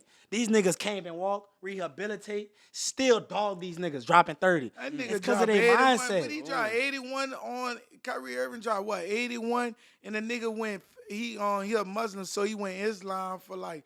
Fasting. He was fasting. for It's because of their mindset. that mindset. Man, nigga dropped 81 Life- with no food, no water, no nothing. Life is 90% mentality. It's all about your mentality. Boy, we bought one of the most young, and he Bro, he might be one of the wisest. You say you're 20? Yeah, I'm 20. He might be Why? one of the wisest.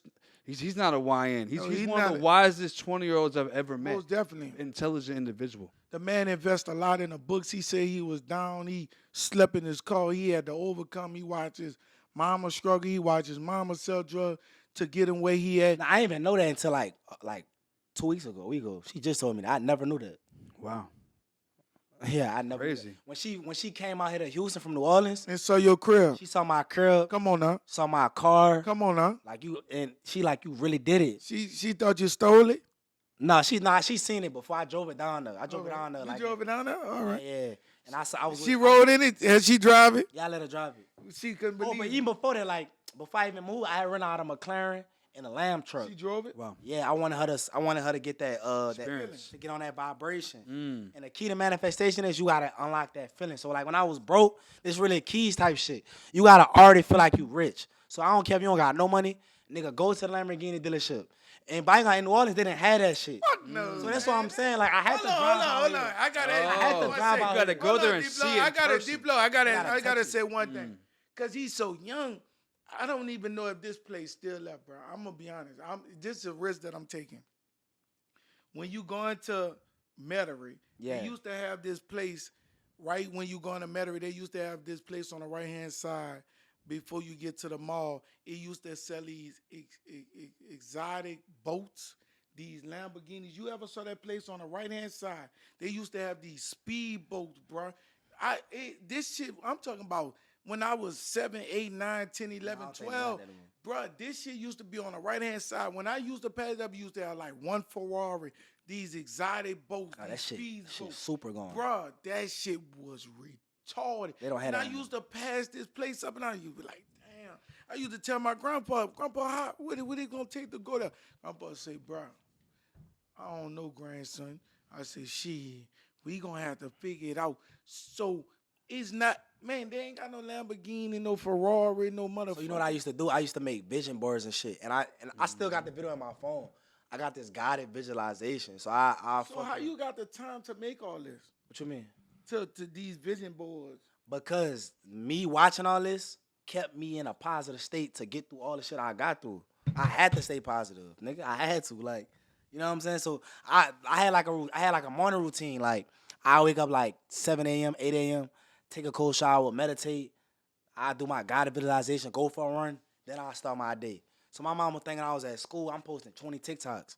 I'm dropping on YouTube. I'm editing. I'm studying this shit. Like I'm grinding. I don't got no connections. Nigga, it's New Orleans. I'm the only YouTuber that blew by New Orleans. It's not one YouTuber that got over 10K, 20K. Hold on now. You can't name one. Let me think. Can't name one. Let me Can't think. name one. I promise you can't. If it ain't a basketball player or a celebrity, I don't know no YouTuber. You can't. Besides, yes. besides me, I don't know no other one. But you're not on YouTube though. No, I'm a God-fearing champ. Mm-hmm. But I don't know no YouTube. I ain't gonna lie to you. I don't really consider podcast or YouTube. I just consider podcast like that y'all like Yeah, your own lane. you're speaking of like the. Like, yeah. I don't look at Wallow Gillo as like YouTubes. I look at them as like podcasts. Yeah, I get what that's you what mean I'm by saying. that. Yeah, I get what you yeah. mean. I don't know nobody that do I what don't he do either. from New Orleans. I don't know nobody. I don't. He the first person I know that And I'll be around. I'm telling niggas because I was they on. laugh at you. I'm like, bro, like, they was like, bro, nobody even down here blew up. I'm like, nigga, why I can't be the first? Like, why I can't be the first? So like, I just visualize shit. I look at other niggas and then like, I like live through them on some shit in terms of like trying to get in that feeling. Like when D Rose won his MVP, he was like, why it can't be me? I watched that video like 30 times. And I'll be like, why it can't be me? Cause I'm like, these niggas just like me. They regular niggas just like me. They just had the right mentality type shit. So I want to ask you something, man. Before we get up out of here, we know you got a long day. Is it anything that you would change in your life to get farther, or you No. you right where you want to be? I ain't gonna lie. All this shit I had to overcome, nigga, I wouldn't even want to risk it like that. You wouldn't want to risk it like that? Because you can make one change and be in a whole different predicament. Yeah, like I don't even know how the fuck I even made it this far. It had to be God. I don't even know how I made it this far. It was God. I beat the It was odds. God. You God, beat the but odds. God did. He didn't give you what you got. He gave you this mind that you have. Your Man, that mindset. nigga mindset strong. You and you didn't know like, you was that but you know, smart, nigga. I was surprised too. I mean, ain't you know know, that smart that you want a more dumbass nigga. But I do that for a reason though. Cause I want niggas to underestimate me. Ooh-wee. What's more dangerous? A nigga that got that bitch, but you don't know her and you know he clutching. What nigga's more The dangerous? nigga that you don't know. And a nigga that you think is pussy but really like that, or the nigga that you know that's already on that? Who more dangerous? The one that you don't expect to be like Exactly. that. Cause now you gotta prepare. You can't prepare for It's him. too late to prepare. Exactly. They already beat you. They already beat. They're already a step ahead of you. They expect you to be a step behind. Now you're a step ahead. Like, what? Man, we talking about one. We talking about a young man come from the city, from uptown. Daddy died daddy got killed at an early age. He had to figure out life. My daddy and his blood brother died the same day. They got killed Wow. the same day. Together? Yeah. But they was What happened? Do you know? they was fucking, they was like one of the biggest like dope dealers in the city. They was murking niggas. They was on all type of shit. I ain't know none of this till I got older. So like at home, like I ain't even know, like, you know, like when niggas get older, like they switch their ways. Like my family that was still alive, they working regular jobs. Now they not really into that. But like I ain't really know like my family was really like that till I got older. Cause they sent me to good ass schools and shit. So that's why I feel like I know how to like be around anybody. Like I could talk to hood niggas, I could talk to white people, I could talk to Asian people, I could talk to anybody. Cause I know how to code switch. You know what they like about New Orleans people? One thing they like about me and like about him, we could adapt to any Yeah, environment. that's super important. We ain't afraid. We ain't afraid to speak our mind. We ain't afraid to be around certain people. Like I said, man, when we did a Trader Truth event, I'm sitting up there. You know what they told me? I gotta sit here. This is very important. I think I told you, D Phlo. I'm sitting up there. They told me they was gonna ask me 2 questions, and I'm the last person. They gonna ask. They got all these celebrities going first. I'm the last person, so they looking at me like, damn. You know what I said to myself and God said to me? They said the best for last. And that's all they was doing. They was, But you know what else? He answered some extra questions. oh, I He answered some extra I questions answered them. because he had a good answer though. Watch this, Lil Mikey. Do you know this meat? I went, how many views? I'm still on Meat Mill page. You know that was me? I don't think you know that was me. When I say, Mama, this one personal. When everybody went against me, Mama was still praying for me. Everybody gave up on me. Mama kept the door for me to come eat. And that mother went on Meek Mill page. I was 2 weeks into TikTok. Meek Mill reposted me 3 times on his page on TikTok. I went from 500 followers to 10 to getting monetized to getting almost 20K, 30K, 40K. Just that fast when London took my phone and said, I'm tired of you wasting your motivation speech. Download TikTok again because I had lost it. Download it again and give it 2-3 weeks and Meek Mill repost But me. see, it all goes back to what he was saying. The people you're around. You didn't even realize you were positioning yourself. You probably realized it, but you didn't realize how much of a It's value. the law of proximity. Like when I started like studying like laws of the universe, like you know how you got gravity and shit. I believe they got laws of the universe like law of proximity, like manifestation. Cause like law of proximity just mean like you all who you around, like your environment type shit. So it's just like if you around 10 millionaires, nigga, you gonna be the 11 millionaire. If you around 11 broke niggas, you gonna be the 12 broke nigga. Oh, that's crazy. I what I'm around them saying? niggas. Them niggas used to on London and Nair was driving Lambo Corvettes to the gym.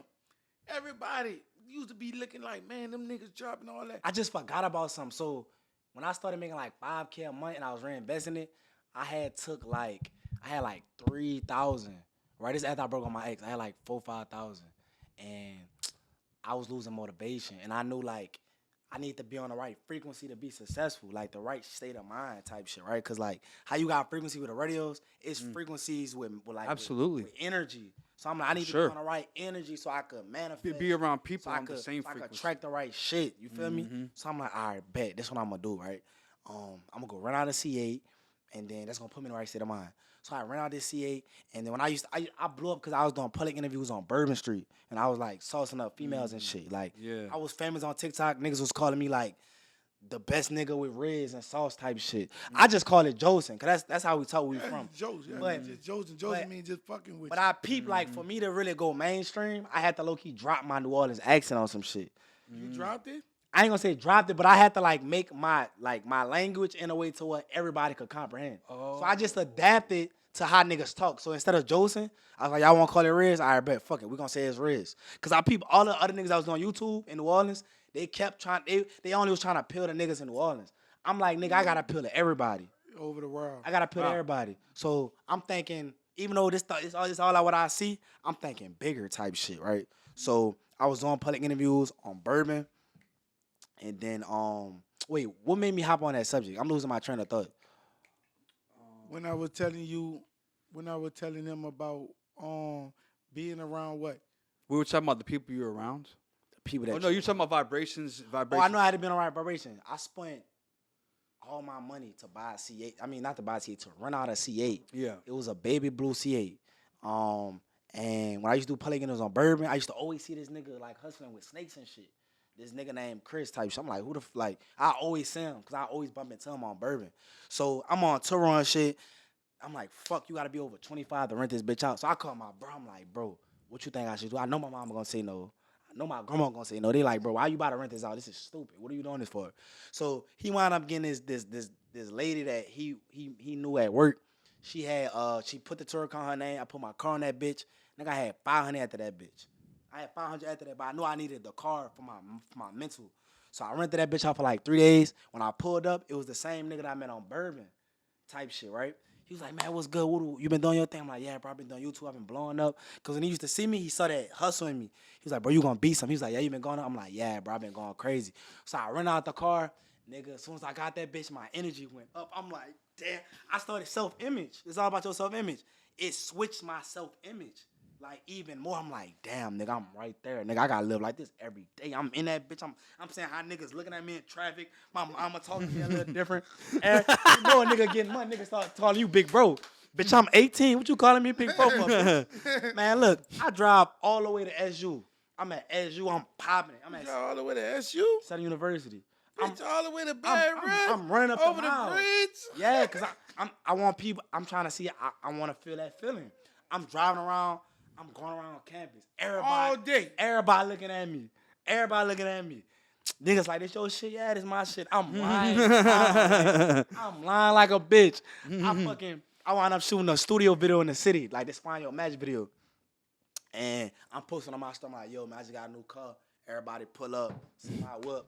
I'm lying. Everybody pop out. Niggas taking pictures with my whip. I'm knowing I gotta bring this bitch back the next day. They had this thick bitch I used to be cool with. We wound up going to a hotel and she thought it was my car. I wound up hitting the hoe just off the car. She thought it was my shit. Till the next day, she like, can I go somewhere with your car? I'm like, I gotta go do something. I dropped off. I'm like, fuck, I gotta bring this bitch back. Niggas didn't see me in New Orleans for the rest of the year. I'm like, I can't go outside. Niggas can't see me with my Acura. They gonna know I'm capping. But look, I felt that feeling and it was like a high. I'm like, yo, I gotta get it back. And that same nigga, we still cool to this day. Like a year later, he wound up going to Miami. So after I blew up with that little boozy shit, he was like, man, come on my crib. So I went by his crib. I shot that. Long story short, that Kashawn Rock shit, I shot that video. The rest of the shit is all over social media. If y'all want to look into it, the Kashawn Rock shit. It was like a little incident. Niggas came in the studio. What happened with that? I remember seeing some clips about that. So the nigga. So look, the next day was like, yo, she don't want to do the video. So my dog Fab was praying on the floor. He was like, yo, bro, like you gonna get this video. I'm like, what are you talking about? Like, she was like, you gonna get this video. So I wound up going to Lennox to grab this phone. Right? So I'm at the Apple store trying to buy the phone. They wind up not having it. And I told my brother to step out because I had to put it in my social. But he thinking I'm talking about stepping out the store. I'm like, just step away. This nigga he all the way all across to the store. Like, no, all these niggas just be doing shit. So I walk, I'm like, where you at? He like, bro, I see Kashawn. I'm like, nigga, what are you talking about? He's like, nigga, I see Kashawn. I'm like, where you at? He's like, I don't know, nigga, like, just come.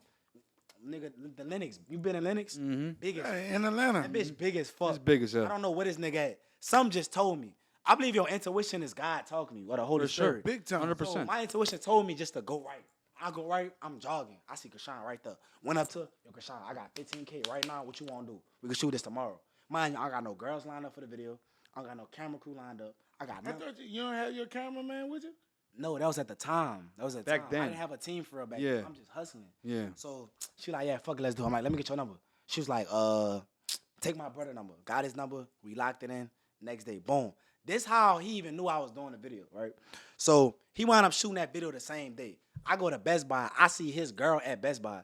She looking at me grinning like, yeah, bitch, you ain't get that video. Like, that's like her facial expression. And then in my head, I'm like, damn, these niggas really don't like me for no reason.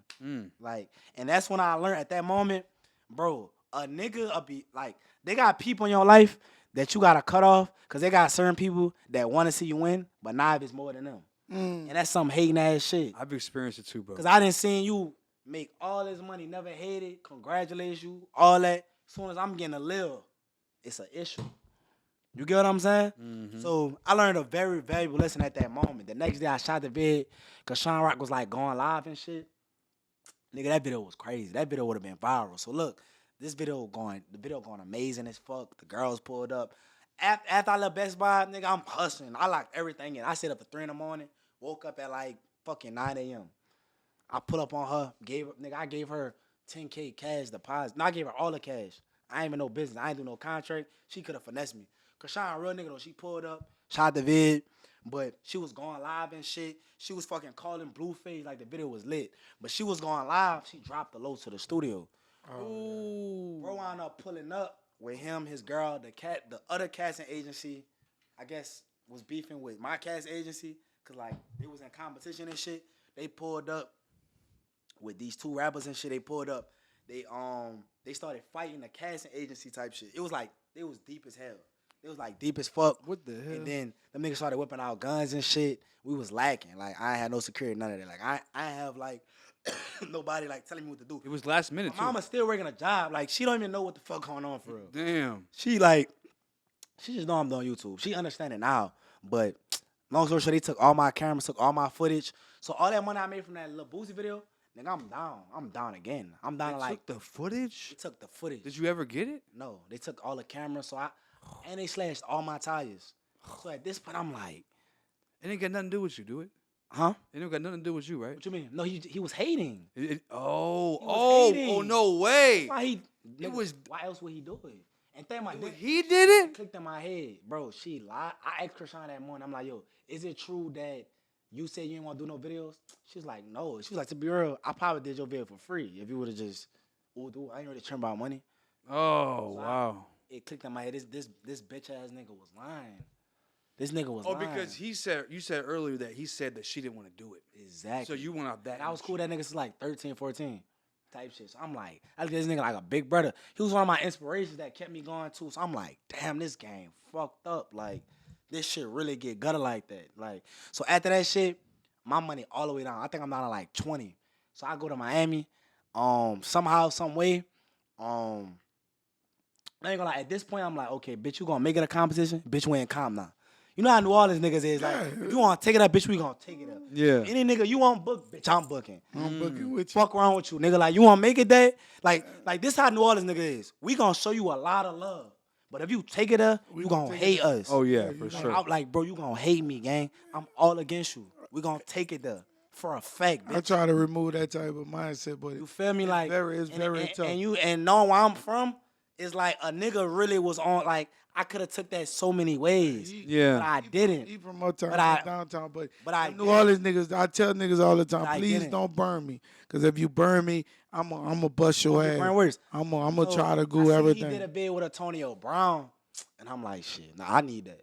Fuck you talking about? So I had did a vid with him the next day in Miami just to be petty, bitch ass nigga. I shot the vid, all the footage got fucked up, so I lost another 10K, and all that was cash. So at this point, I'm down to like 10 right now. How does it? What happened? I'm with down to 10. footage? Like, Huh? The audio was fucked up. We had like an audio issue. I have niggas minding the audio. Now I do. But that's Of course we know you Look, good now, nigga. I'm saying all this to say though, right? He did fuck shit to me. Cause all right, bro, I'm gonna do fuck shit to you, and it didn't work. oh, So that situation taught me when niggas move on fuck shit with you, don't let that make you a fuck nigga. Still stay silent. So I'm like, you know what? Even though you gonna be on whole shit with me, I'm gonna let it go. I'm not gonna seek no vengeance. I'm not gonna have niggas coming to your door. It's hella times niggas knew where you at. Nigga could have sent the blitz all type. I'm like, you know what? You know how I'm gonna kill a nigga? With success. With success. With success. Most definitely. So nigga, That's very last year, important. nigga, I went on even still not like, I'm on a run. And it's just like, Stupid run. every nigga that did me dirty, they gonna feel me. They're gonna feel you, but in a perspective way. in I a ain't gonna send the people that hurt hell you. no, no, I no, no, ain't gonna no. try to get you killed. I ain't You gonna gonna be see no me hating winning. ass nigga. You gonna see me winning, nigga. I know you try to knock me. I know you was against me. I know you try to stop my blessing, but God the only one that's gonna open the door. I know you didn't think I was gonna be here, but I'm here, and ever since I got here, I'ma keep winning. I'ma keep winning. I ain't gonna never let him stop. I came from the bottom. I should have hated. I should have killed him. I should have went against him. But I trust and believe that the man that wake me up in the morning that's gonna give me the muscle to pass it. The same ones who slept on me, now they need me. Now they trying to hit me. Now they trying to do business. Talk to my assistant. Talk to my manager. I'm on the rise. I thought, come on, man. We talking about a brother that could have sent the blitz, that could have got you killed. Had the power in his hand. The money is the power, but he trust and believe that his power ain't nowhere near compared to the power that God could do to you. That's what I'm trying to tell you in this world we living in. Don't try to seek revenge by doing it And yourself. karma real. Like Let God God gon' do the God gonna hit harder than anything you could way even harder. do. And he don't leave no fingerprints. You just let God handle it. He don't leave no fingerprints. And God, and like all my money went back, all my money went down. And then right after that, I just started turning up even more. So I'm like, God did that situation so I could know who really was for me. Cause sometimes God will remove certain people, certain things right before you get your blessings. Cause them people was in that winning season with you, they would have did something wrong to you. And I heard Tyler Perry say some shit like the first few years he was making money, people was like poking holes in his boat. He gave his analogy. People was poking holes in his boat, and then it kept drowning. Kept drowning. And then he let them people go, and that's when And he that's when flourished. he flourished. So a lot of times, a lot of people not at where they want to be at, cause you got a nigga in your corner that really got an evil Poking eye. He holes. really That's don't want to poking see you holes. win. I don't want to see you win. He going back saying certain shit that's blocking your blessings. Your blessings behind your bad habits. Bro, I ain't gonna lie. For you to understand all this stuff is great, bro. Like you're a inspiration to the world. And you know what? This is the only thing I can ask from you. Show it a little bit more. Show the world your knowledge. And I'm glad that you did this. I'm glad that you came here today and you let the world know exactly who you are. And I respect that of you. Because a lot of people wouldn't have. But you did. You showed exactly who you are. Continue to do that. Continue doing what you're doing. You're doing an amazing job. I've seen you. We talked before a while Yeah, back, for like sure. a year or so ago. Yeah, hell yeah. So I seen what you was doing. And that's why I hit you, because you was already making noise. And I was like, let me see. Because we like to bring people on here and we like to learn who they are. Like, we bring people on here to show the world. It's like we don't do it for the money, even though we love to make money, you know what I'm saying? But we do it to show the world that you can do it. There's always going to be things that hold against you. But you came here today and you showed us all the things that stood against you from a young age. From, you said 3 years old when dad got killed? Yeah. So from 3 years old on, you've been motivated, inspired, read books, studied everybody, and you did everything that most people don't do.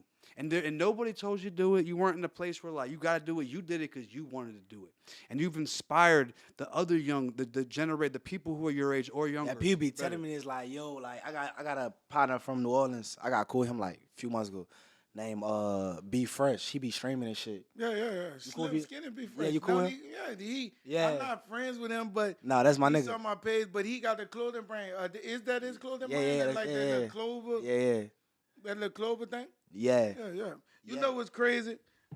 To jump off subject, but he young, but he heard about him.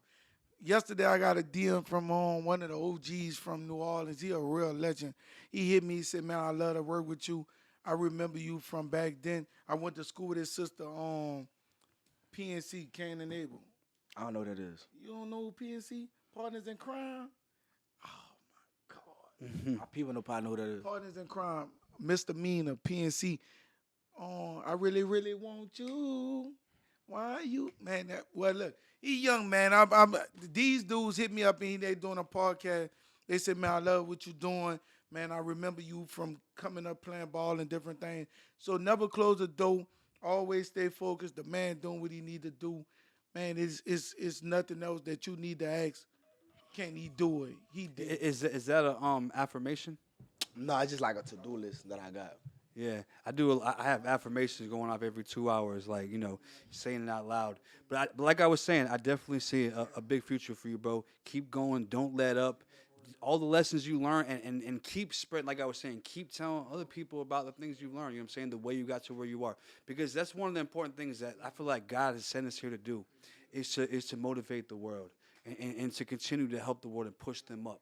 The people around you, start with the people around you, especially, we do it for the world, but for you, like, like you said, move your family out here, motivate the people around you, but they I continue. ain't gonna lie, like the more I went up, like my circle just got smaller. Cause Yeah, a you lot of have people, to. a lot of people I came up with, they not here no more. Yeah, and one of the Because things you said earlier, you see, like he was talking about, like at first when you met him about judgments. It's like at a certain degree, it is important because you learn that there's certain people you just can't have around you. It's not about me judging you, saying you're a bad person. It's about me saying that you just I aren't took it good for wrong, but me. I don't follow No, that no, nigga yeah, too. yeah, but I was very upset with you when you said, yeah, man, but I but need no, that. not even to bring that situation, just to bring about what you said is you do definitely have to be careful who you bring around you. You know what I'm saying? You have to choose your circle very wisely, and that goes by somewhat of a judgment. Like I don't know if you're in a position to really be around me right now. You cool? I don't hate you, but you just can't be this close to me. We're gonna have to keep you over there, and that's how you have to live life. nah, for sure. Like I'm like very like conscious of who I let around me. Like I don't like I'm like super like closed off. You feel me? But like I feel like you should be like that to a Got certain you. to a certain degree though. Yeah, not too much. Cause it is in the 4 laws of power too. It's like avoid isolation. True. So if you do too much of that, now it's just you. And a lot of people say that the top is lonely, and it can be lonely. But it's did you do everybody right? You know how many people are at the top right now who did people wrong, who they should have kept around, but they cut them off over some shit that they were probably wrong about. You got to be very careful what you do because when you get to that top, it's harder. But look, Trust to answer your question earlier, you was like, what to do to make it or something like me. that. Yeah. Mm-hmm. It just hit me. Like the key to this is really about like marketing and like how you build up your perception. Cause you could be the littest nigga in your city, but if niggas don't see you next to the other littest niggas in your city, you ain't gonna look at you like you lit. So I really learned that from like me studying like Rod 49. Cause I met that nigga when he had like 8K followers. Like that nigga is a fucking marketing genius. Very marketing. Like he's Because smart I as saw fuck. Somebody posted. He's smart as I saw fuck. somebody posted it. I watched this last night. I watch his whole come up. He's smart as fuck. I watched this last night. They said Ride 49. They said I saw it on last night or earlier. They said out of 200 artists, no, out of 20, he number Like 186. 186. They say that's bad. But they say, guess what the person said? That nigga marketing, It looked like it's top 5. it looked like it's top 5. They say you could be the shittiest person, but have your marketing and the promo Yeah. and the people that you Promo. promote, It's all about promo. it's gonna have you. Look, dude been introduced to streaming, introducing around a lot of different opportunities of where he not gonna just focus on rapping. He It's gonna not about just rapping. it's And even with YouTube, like whatever you trying, let's just say you want to be a content creator, like rapper, or entertainment. It's not about just your craft. It's about marketing yourself. It's about networking. It's about being at the right places, at the right events. It's about dressing up a certain way, moving a certain way, and it's in the 4 laws of power. This is one of my favorite laws. It was like I forgot like how they said it, but it was along the lines of like you can't have niggas have too much access to you. What law is that? I forgot what it was. It's one of the laws. I don't remember which one it is, but yeah. I forgot what it was. It was like absence increase honor and respect. Mm-hmm. So with me, like that's why even though I've been standing out here, I don't be outside unless it's we've been seeing you pop your shit, nigga, the last 2 days. Nigga, you been popping your shit. When you- But you don't see him all the look time. though, you been seeing me. But it's like when you see me, you see me. When you don't see me, you don't see me. I don't see. Like I didn't even know you lived here. exactly. That's how it should be. Like I peep like all these people at the top, like all these celebrities and shit. Beyonce, Jay-Z, fucking Drake, Kanye. All these niggas got an aura about them, and you get that aura from being mysterious. Yeah. Niggas not having too much access to you. 100%. That's why you gotta talk to a nigga to talk to a nigga to talk to a nigga. Yeah, That's all what, the time. like it's all about your perception. Like it ain't like I'm really giving free game. Like that's why every time I go out, I have security. Not Yeah, because gotta- I feel in danger. Nigga, I be in good ass errors. It's really for the perception. Cause when a nigga see me and I'm talking to them, they gon' look at they gon' judge me. Be like, why do you need security? They gon' judge me like, okay, he gotta be that nigga. Like, bro, Yeah. niggas don't even Damn, know that's this. crazy. That's crazy. He said that because I got if, cool. if everything go good, if everything go as well as we plan, and they do what they gotta do, I hit up the security guards. I've been knowing him. I rock out with him. He Mike Security. He London Security. Big O. He was there last night, and he Talking about sold the pool party. Yeah, the pool party. Yeah. Big O always. He the one that no, he didn't carry you. He carried on. What's his name? But he said having that person with you, having that security guard stamp who you is, it solidify who you is, make people respect you more. Even though Hell they know yeah. what you do, It's perception. He said your perception is everything. got- He said, Desmond, you gotta have that. Every time I go, I have 2 guards with me, 2, 3 guards. He said you Two, gotta 3 have guards, black truck. That's why I literally bought my car jewelry just for the image. it. All right, so yeah. So Cause what I realized, like in life, and that's in the photos power, interaction with boldness. Like people that are bold, people that are loud, get farther than a nigga that's more talented, that's fucking quiet, that's scared, that's not trying to talk. That's that confidence. That's confidence. you know that bitch might black truck everywhere. Bitch don't drive his car at all. I said, man, this was my first weekend I got black truck. I got 2 black trucks. Every time I see he pop out, he always take control of the room. That's why he a superstar. All the superstars. How you do that? How could you take control of a room? Is it something that gotta be within you? I really feel like it just gotta be in you. I feel like you can learn it, but I feel like you gotta want it. Right. I feel like you gotta have that it factor type shit. I feel like certain people got that it factor about them. That nigga took over. I agree. He was doing all. It's hard to learn that shit. The people who have it, they did learn it, but they started You so can far improve. ahead. You gotta have confidence. You have to. And you gotta embrace. You gotta be cool with not being cool. Cause Right. at first, whatever you do gonna be lame. Yeah. Till it works. Really uncomfortable. Like I was like niggas was looking at me like I'm corny. Some niggas probably still feel like I'm corny. But like it's only corny until you really make it and you up. Right. You know what I'm saying? Like every nigga that's lit right now was corny. Drake was a corny nigga. Oh, he a corny Toronto nigga. But now he Drake nigga. He was doing the wheelchair in a show, and now he became the biggest rapper. Who would have expected that? Exactly. Mm-hmm. DDG was a corny nigga just trying to do fucking rap. Now he fucking DDG nigga. You know what I'm saying? Mm-hmm. Like it's all like Mr. Beast was a cringy nerd nigga in community college. It said it took him like 10 years to get 10,000 subscribers. That's crazy, but he kept going. But it's about what people don't realize is like it's all about the bamboo effect. Like let's say a nigga blew up on that 6 years. Niggas gonna be like, man, it happened overnight. Nigga, it took 6 years. Cause that 6 years led to that one night, to that one moment of when all of his shit just went up. And that's exactly what you just played in that Rick Ross clip. That exact thing. You can grind, but it only takes one win. One win can take you from here to here. Because that win could be worth millions. It might not be right away, but over time. Bro, I know niggas, like, I don't want to put no niggas on the spot, but I know niggas that's, like, was nobody last year. That I texted, like, yo, your shit hard. What do we fight each other? We connected. Because I'm a genuine nigga. I don't care if you big or small. I'm going to still focus with if it's genuine. Now, like at the prime yesterday, one of the biggest niggas there. Niggas was nobody last year. So I said it to say, like, a nigga told me this shit. It was, like, one of, like, Raffle 9 people. And that shit stuck with me. It was, like, on the way up, you're going to see people that on the way down. And on your way down, you're going to see people going up. Hey, man. So that's why you gotta treat everybody. We ain't got to say no more, man. That man said, on your way up, you're going to see people coming down. And on your way down, you're going to see people going up. He trying to tell you something, man. Never close the door on nobody who got less than you. Never close the door on nobody. The table's always turned. Tables turned on me. Oh, come on now. For We sure. talking about a young man come from New Orleans, uptown. Man, they have a pot, that pencil, and went to throw it out of. He saw his vision. He saw his vision. He saw his destination. He saw that he was gonna be the man that he needed to be. He put his trust in God. He knew he had to rely on somebody, so his best reliable was on the man up above. He took his best, and he trusted and believed in it, and he invested in himself, and he took it to a different level. Man, listen, man, we ain't gonna hold him up too long. We gonna get him on out of here because he hot and he popping like skillet grease. I'm talking about fish grease. Man, listen, man.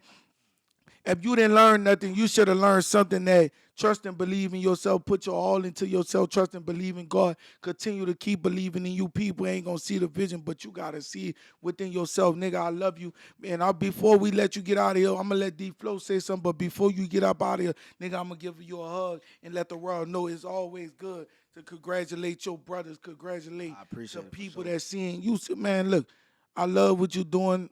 I'm one of the biggest fans. I'm going to keep supporting you no matter what. Man, when you get down, you know you always got a place to come to. What you want to tell them, D If you ever Phlo? got something to talk about, shit, right here. But I just want to say that, like, there's a lot of powerful messages that you said today. And for too many. And for the people out there, do your research. When you're trying to do something in life, if you don't do your research, you're never going to go nowhere. Every single billionaire that you know of did their research. They read those same exact books that you read. I'll tell you that and more. But I watched the interview. That's what made me start reading. Like The people- Warren Buffett say he read like The Intelligent Investor. So I was like, shit, let me read that. Then I'm watching Jay-Z. I'm like, why the fuck this nigga with Warren Buffett? Then I was like, all right, bet. That's why like a lot of my partners don't even do YouTube. Like niggas, I don't really be posting this shit, but like a lot of my partners don't even do YouTube. They just niggas that do crypto, Yeah. real estate, like, Stocks. type of shit. I'm cool with niggas that's rich that do all type of shit. Yeah. You know what I'm saying? Exactly. Like, do your research. Everybody I who's know a nigga in Miami, he make like an M a month off crypto. Mm-hmm. Nigga stay in the same apartment building as fucking Aiden Rose and Ruby Rose in Miami. But the only way he was able to get good at it was doing his research. If you just jump into crypto and don't do your research, you could put an M in there. You could put a couple racks in there and have zero. You have to learn. If you want to get to be a YouTuber, you have to learn. You got to do your research. And a lot of people are missing that step. A lot of people aren't patient. I want it now. Oh, I saw Mike. Mike, he went up quick. And social I want media, to do it. social media got niggas thinking like this shit, like success, Easy. success is like on some microwave shit. Like Yeah. everything that's microwave, it most likely ain't good. That shit gonna happen fast. You gonna lose it fast. But everything that was built in the oven, shit that took time, that shit gonna last. It got more longevity. D You feel Phlo, me? we got to end it on that. Nigga said, cap. this ain't no microwave blessing. That's that Kevin Gates.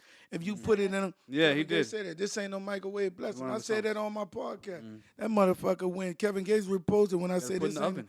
you got to put it in the oven. The oven take time. You got to put it on 350.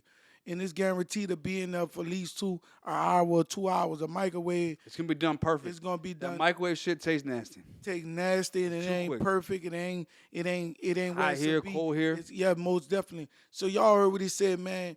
Hey, man, I want to say one more thing, right? talk to the world. So one more thing, like success is like I feel like success is all about your planning. Like your GPS is like your plan. So the better your plan, the faster you gonna get there. If you got a bad plan, you ain't gonna get that all. Guard preparation. But the better your plan, the faster you gonna get there. Like that's like a nigga, if he in Houston, he trying to get to Cali. He trying to walk there, nigga. That shit probably never gonna happen. If he drive, it's gonna take a little minute. If he take a plane, he gonna get that faster. So the better your plan is, Ooh, the faster you gonna that's get it, man. D Phlo, we got to end it. You heard what he said. God got to be your GPS. That's just what it is. I said that God got to be your GPS. Allow God to write your Allow plan. God to write your God, plan. God's going to give you a plan, but you have to follow it. Man, come on, man. Hey, And you followed it. We appreciate you, bro. most definitely appreciate this young man, man. Say, man, hey, man, it feel good to see a young man come from New Orleans, come from the third wall, come from under that property, come from under that understanding that he had to lose things, to understand things, to get to where he going, to see his mama working 9 to 5, 40 hours a week, working overtime, missing a lot of things, not being there at a lot of events, not trusting and believing his work, not seeing the YouTube vision, wanting them to be something that she couldn't even imagine, to Googling her son, seeing them on YouTube, to riding in these different phone calls. It take time. And trust and believing it ain't gonna happen overnight. This ain't no microwave blessing. I ain't gonna lie, when I went to that prom, when I left my high rise and I I got told you that invite, nigga before he went to I'm the like- prime. That I'm nigga like, this lost shit- faith, man. I gotta say, that nigga lost faith. I told him too, he said, man, I ain't getting no invite. I don't think I'm popular. I don't think I've been doing enough, but trust and believe. And then the next I told him on Mike hit me with the invite Tuesday. at like 2. And when I saw that and I hit him back, I said, nigga, don't go and work in mysterious ways. He said, yeah. I said, now it's the time to come have a good time. And I told him one thing that's going to stand out. When you in a room with a lot of people, a lot of celebrities, a lot of people going to get drunk, you need to stay sober. I ain't gonna lie, I got drunk.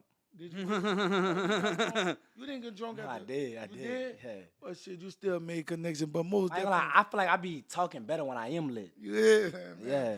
Nigga, I love you, man. Say, man, keep up the good work. Y'all see what's going on. The youngest, the YN, the different YNs, the young YN, the young YM. No, Young YM. nigga millionaire. That's a young millionaire. Yeah, Yeah, there you young go. millionaire. YM. Most definitely, man. Appreciate you coming through. Them Drop the Jewels boys, man. Y'all can follow this nigga. Y'all, if y'all don't know, he on everywhere and anywhere. Tell him where to follow you at. Lamike Jr. Just look up Lamike Jr. on all platforms. Lamike on YouTube. Mike Jr. on Twitch.